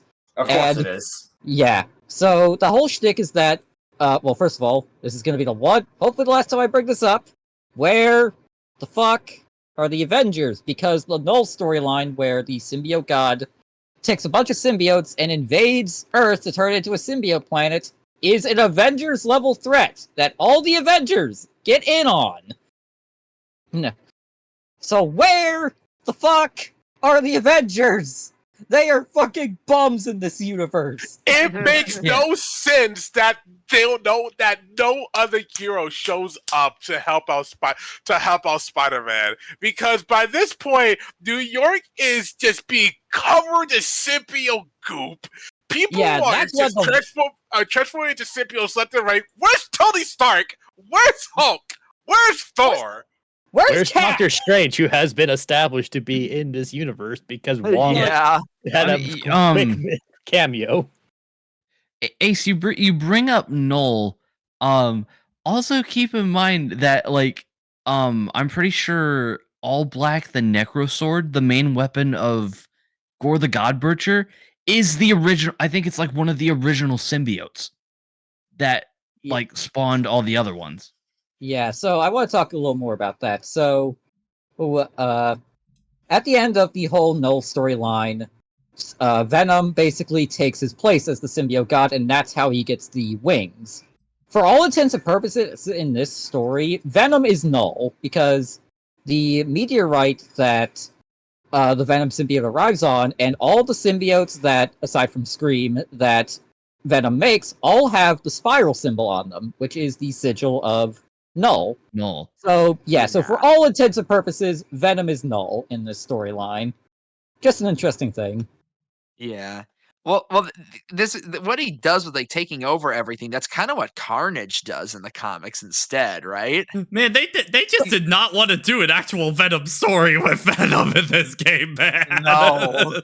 Also, by the way, side note, this is where my least favorite enemy type of the whole game shows up. On the big mook, the big Venom mook. The big symbiote. Not the big symbiotes, the green ones that dodge all your attacks. Oh god, fuck those things. Those were annoying as well, but the freaking just tank that was the freaking brute variation was just like, I didn't like fighting brutes in this game in general. I didn't like fighting brutes in general in the first game. And then they were like, here's an even stronger version. I was just like, all right, how much meter do I have? How much do I have to just burn to not have to fight these fuckers? I thought... Gone. I was going to say, I thought they were a little annoying, but I didn't find them too bad simply because the sound bomb completely neutralizes them. Yeah, but my issue is that I burned through my gadgets really fast, so I typically didn't have enough to deal with them. It definitely feels like the sound bomb kind of thing is a weapon that you barely use throughout the game until the end of the game, and it's like, I really hope you upgrade the fuck out of that weapon now. This is also where crime starts to become really, really annoying, at least to me, because now we're gonna crisscross all the mooks together. So at one point, you could just be fighting stand-up mooks who, for some reason, are still trying to rob things in the middle of this. What is wrong with you people? And then in the middle of that, you could be getting Craven's Goose starts showing up. oh wait, the symbiote goos are showing up. Just like, oh no, come on, guys, give me a break. Also, I will say the Venom nests are probably my least favorite side mission in the game, honestly. Mostly just because the fight, it's just an endurance fight and it goes on for a very long time. It's an endurance Okay. fight, and not only that, you have to defend a point. Sometimes The ones with two. the ones with 2 nodes are a bitch. I was lucky to do Actually- all of those on my first try, but still, it was mostly because I just Same saw here. it and I just did the math in my head. I was like, this is gonna suck. I'm gonna prepare for Yeah. it to suck. Okay, I got through it. I did Yeah. like being able to see, like, in certain cases of crime on the streets, you could see like the Venom clan and the symbiote clan fighting each other. That was pretty cool. Yeah. Miles, we need to save these people. Miles, we need to save these people. I know, but how do we do it? I got it. We punched them really, really hard. In new threads. Yeah. Oh god, we're gonna go on that 15-minute rant. Oh, okay, Okay, okay, I don't think there's much to say that hasn't been said about this suit already, honestly. It's ass. This horse has been beaten into glue at this point. So, The only thing I can add is there's actually a version of this suit that does make the suit okay. If that is the white variation, where it just turns the whole suit into red, except for the mask, I believe, red, white and blue, which does a much better job of matching the shoes. So I think that does make the suit more tolerable to look at. Because my biggest issue with the suit is the fact that the colors are all over the place. It kind of makes it makes it annoying to look at because the colors are streamlined anyway. So if I ever, for some reason, decide to play in that suit, pick the white variation. Well, it makes it look better. Unfortunately, Also- Jason, you can't do that because you are forced into that the default suit for basically the rest of the game as Miles onto that, which is also the part about it that Also with that design, you wear this full body suit to hide your identity. Why are you exposing your hair then? Why are you letting anybody see a part of you to keep your identity hidden? I want to quickly talk about like a suit that actually does expose the hair and looks good. Invincible.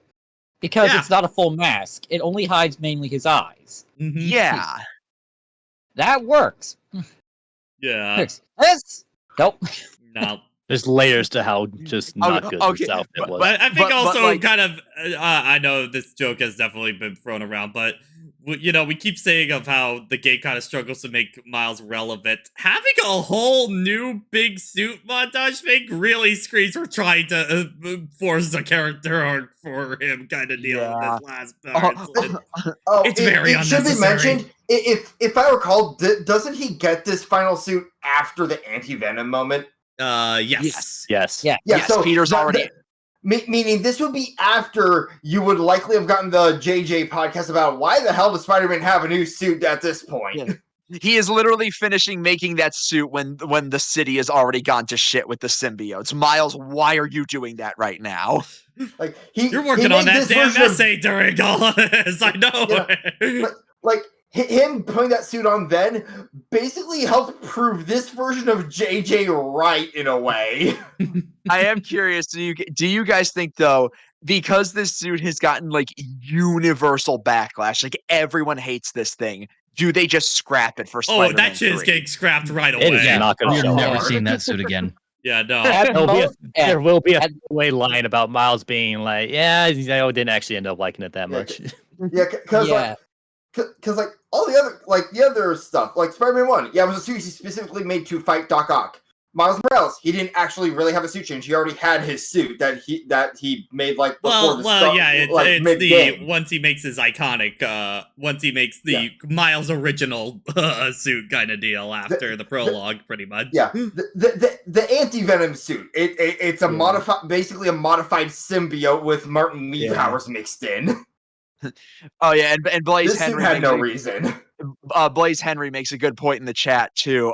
It's an Adidas tie-in, so they might not even have like it depending on what ain't Adidas seeing has this with the shit rights. rendered on the box art, okay? Yeah, Shit, yeah, that costume ain't even making it to the DLC. I already know.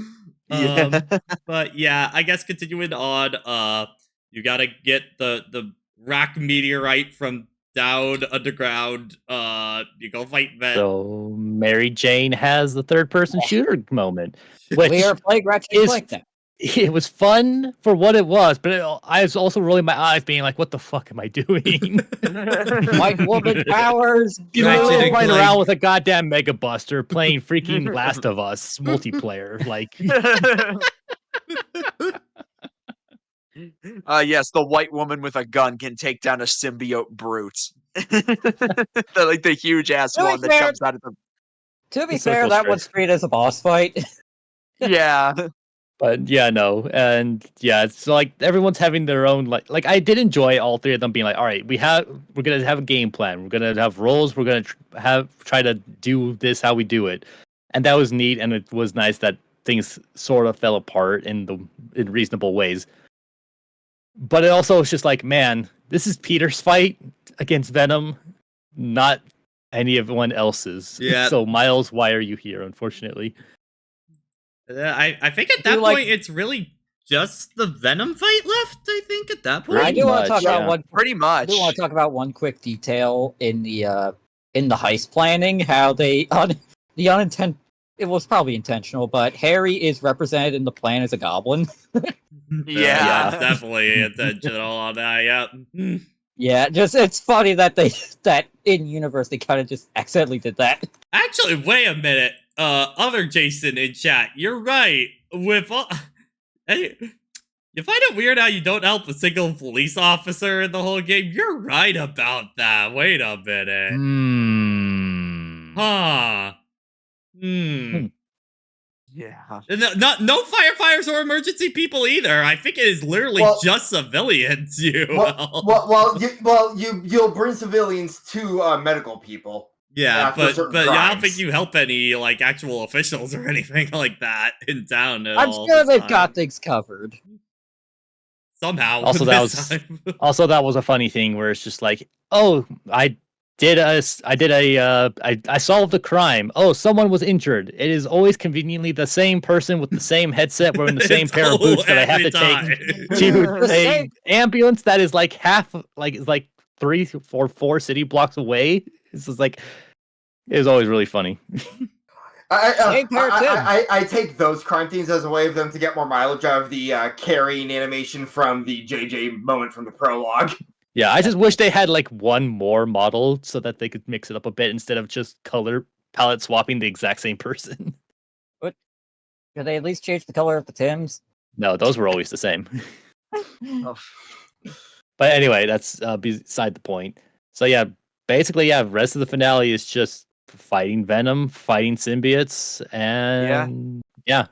I'll be I will- honest, the fight is kind of a whole lot of to me, Yeah. honestly, on this one. I will say he put those 19 inches to use because I got my ass kicked in this fight.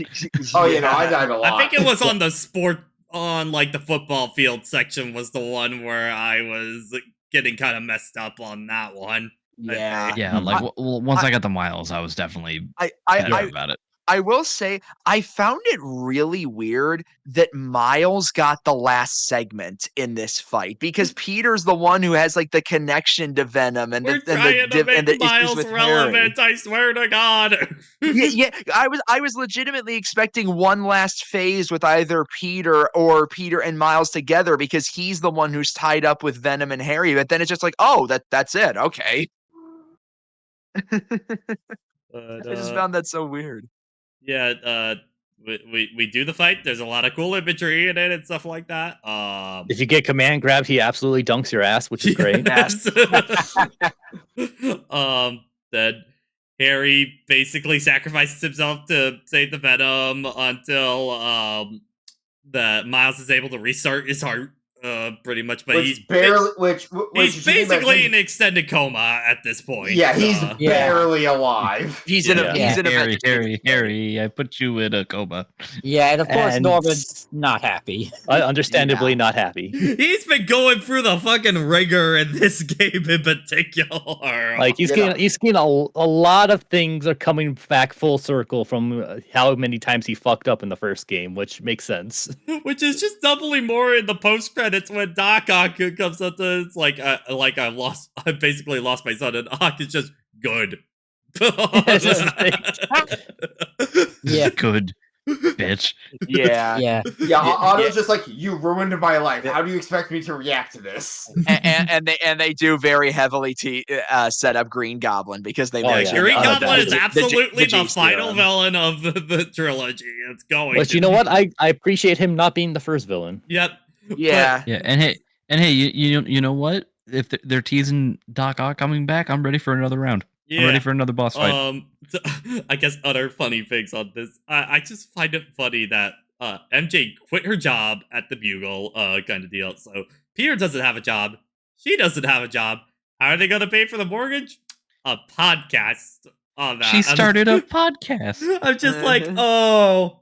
oh, you guys are getting evicted so fast on that, man.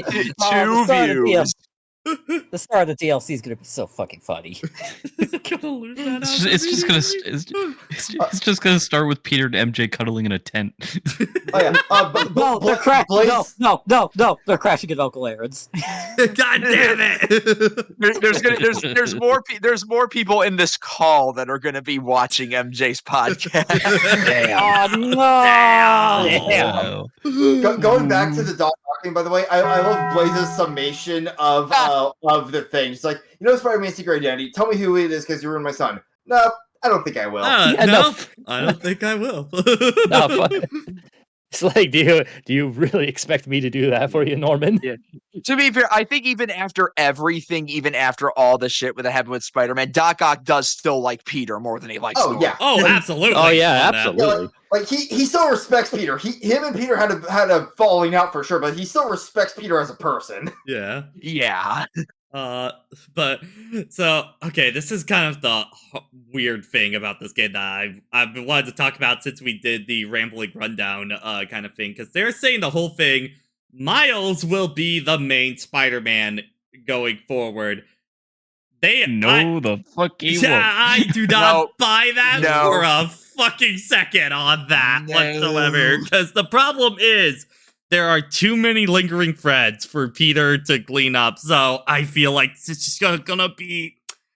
I feel like this is gonna bite him so hard because even if you try and push Miles for the main thing, who's gonna be the one wrapping this all up? It's gonna be Peter, kind of. Even from thing. Even from this game, Carnage. Are we just going to expect Miles to take over that whole thing with Carnage and Wraith? Hell no.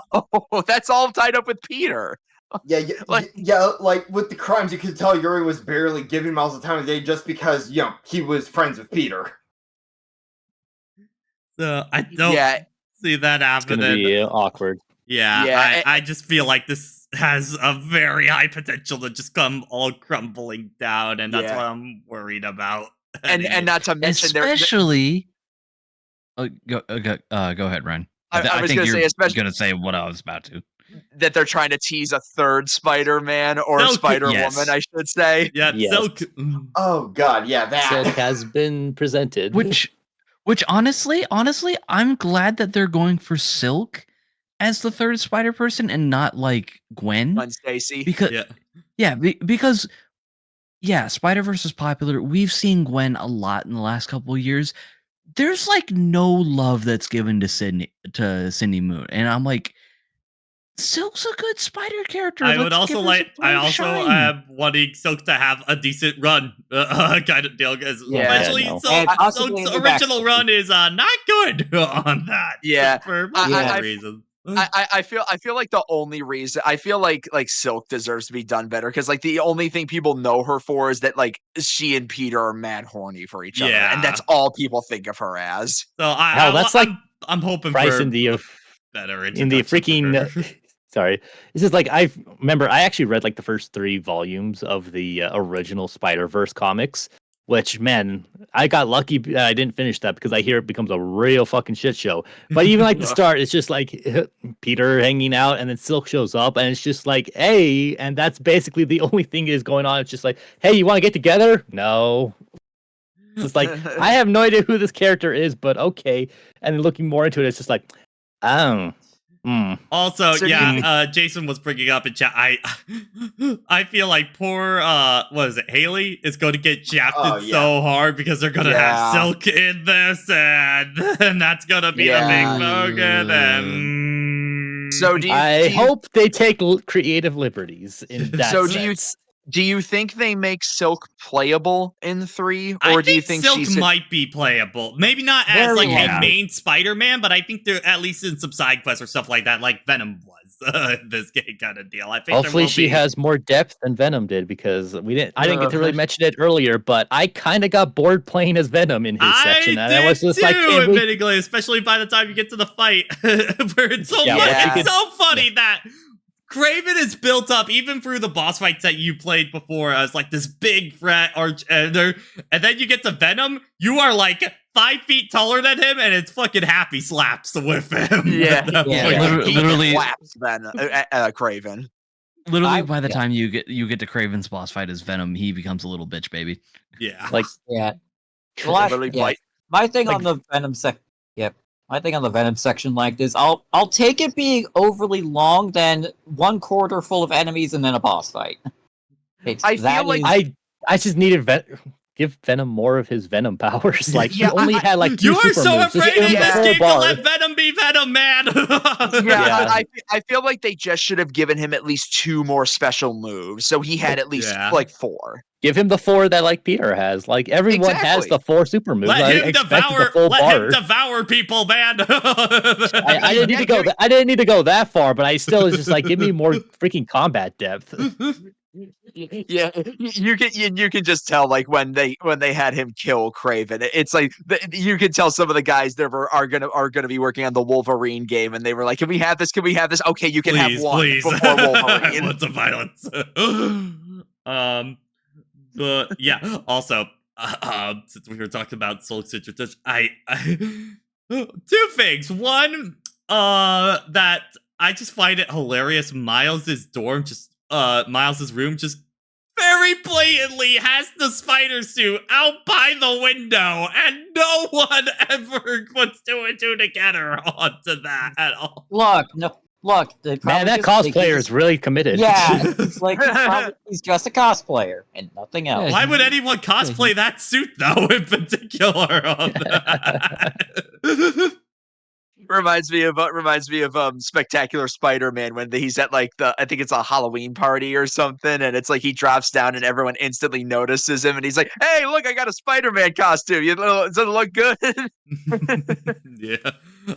The other thing, this joke has been made a lot, but really, Miles, Haley, and Mr. and Mrs. Morales all have a date to get, like a double date with each other. I'm just like, no, fam. I'm sorry.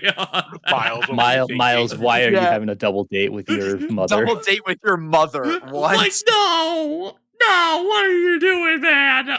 Like some people joke, it's like, man, Miles, you go on your first date with Haley and it's a double date. And it's like, I don't think that happened. I think this is not their first date. However, still, why would you double date with your mom? Yeah. Okay, this is just adding. This is adding for 10 levels of awkward. You do not want, man. I just got back. Okay, so get to this part. I was honestly expecting them to do something like a similar thing they did in Spider-Man Homecoming, open the door. It is someone that the audience would recognize, but when Miles wouldn't. I was like, "Hey, here's my new boyfriend." Is someone that turned into? That's what I was afraid of. As soon as I heard Rio being like, "Oh, I'm starting to see a guy," I was like, "Oh God, don't make him be a villain! Please don't let him be a villain." I was like, the dark part of my soul was just like, if it's Norman, I swear to fucking God. I had that stray thought as well. It's like when she mentioned it, like, It better not be. Oh God, what if it's There's- Norman? Real talk, though, Rio would not be into Norman. Yeah, No, no. Absolutely No, not. I But was just worrying the writers would think she would be into him. Yeah. Honestly, I don't think Norman even has any interest in another relationship. No. Truth be told. yeah, Yeah. it's just one straight intrusive thought. It's like that'd be fucked. It's just like, Yeah. it sounds dumb enough that they would do it kind of deal on that sort of thing. Yeah, like that. Ever since she first mentioned it, I was always in the back of my mind. I was like, who is this person going to be? Because you don't just drop that and not have it be someone who's going to be relevant in some way. And then they drop the name Moon, and I'm like, oh, okay. Oh yeah, it's Silk. Okay. Yeah, that's a cool one. Yeah, I think that's I think covers that's about everything about with the Spider-Man game. Yeah. 2. Still good Yeah. game. I Yeah, wish It's its plot was... yeah. it's a good game. It has a lot of problems. I just wish its story was a little bit more cleaned up. I feel like I'm saying this about a lot of Yeah. podcasts Yeah. recently. I will- Well, on a nice note, I realized one side mission we didn't end up talking about. The Haley one. Oh yeah, we didn't talk about Oh, that. yeah. either. Right. Oh, yeah. Sorry, yeah, Haley. That's a good one. yeah, I really like that one, especially when I realized this is how the mission's gonna play. Good. Mhm. And they It was really cool. fully commit. Also, it's a long mission too. Yep. Onto that, which I think Yeah. helps really emphasize the idea they're going for on that. That's really Yeah. cool one. I like that mission a lot. Also, we get Haley getting to help a cat get a cute little spider plush. Oh, Yeah. I love the cat sitting in like its cat bed by the window, Yes. hugging the spider plushie. Jason and Chad. God, Shut God the damn fuck it. up, James. I don't think I heard of that one. God, Shut God the damn fuck it. up. Wait, what did I do? Other Jason. No, not you. Chat. It's Jason in chat. chat. His most recent thing he said. That. Anyway, Really had a we side wrap it- mission. I think I heard about that one. all right, I think that's our cue to start wrapping up. Wait, Yeah. his name is Jason. Yeah. Yes. I'm coming for you. I'm coming Oh for you. no! There can Oh only be no! one. Oh That was Jason. But yeah, Spider-Man 2, good game. I'm a little worried heading into 3, but I hope it good, and DLC for this game I hope be good too. Yeah. These Yeah.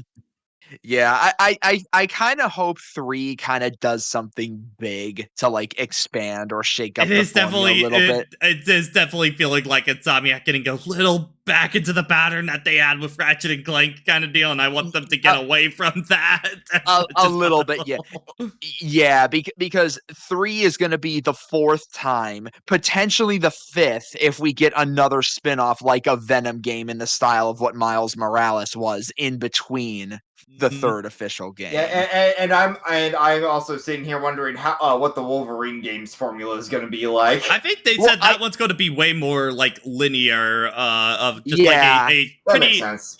pretty short like beat 'em up action kind of game is I- like what they're Yeah, going I for. think it kind of has to be just because Wolverine is such a different character from Spider-Man. Yeah. Like you can't traverse You around. can't do like an open world with Spider-Man. that character. I'm sorry. No. Yeah.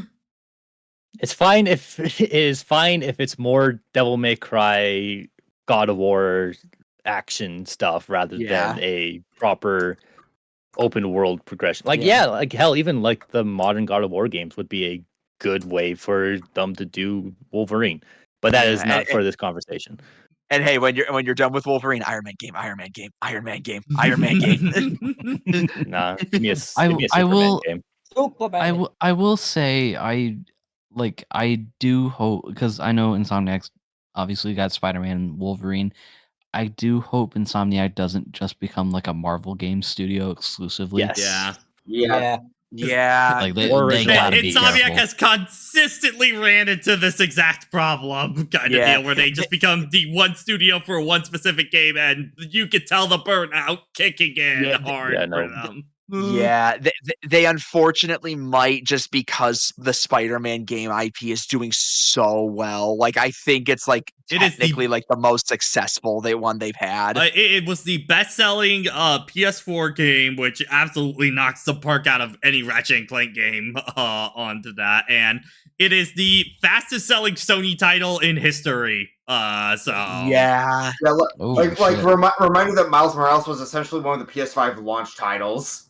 yeah, Yeah. I mean, that meant fuck all because no one could get a PS5. Yeah, Well, the fact yeah. is, I mean- it was meant to be, even if I end up first buying the PS4 version. Yeah. No, granted, if they get to do a bunch of different Marvel heroes that haven't necessarily had like a bunch of good games, I won't mind. Like, hey, if they say, hey, we're doing a big Captain America game, I'd be Yeah. down. Ooh. Yeah, I think if they can do different heroes with different styles, I think that will help. But I'm definitely a little worried about Insomiac because even Ratchet and Clank is also kind of shaken for me. So I'm just hoping that they don't burn themselves out on that. Man. I hope that they aren't locked to Marvel specifically. Yeah. Yeah. Well, I feel like Uh. if anybody's gonna do a Superman game, it'll be Rocksteady. Yeah, probably at this point. But Yeah. so yeah, I think that will about wrap it up. Thank you all for joining us. And Revenge of the Bums. and Revenge of the Bombs. Ryan, because you are a guest for us and you have joined with us for the first time here. Where can people go and find you at this point? Oh, yeah. You can find me at the NCS Master on Twitter. I refuse to call it by its other name. And also the NCS Master on YouTube. I don't upload as much as I would like, just because my job absolutely eats up all of my time. But, Yep. yeah. But yeah, I'm hoping that, got an idea for another video, and, hopefully you could check that out. Sounds like it would. I'm hoping to make it a good video. Just got to find the time to work on it. But yeah, that's. Oh, what? Imagine spending 6 months on a Tears of the Kingdom video. Shut your fucking mouth. And on that note, have a good night, everybody. Have a good night.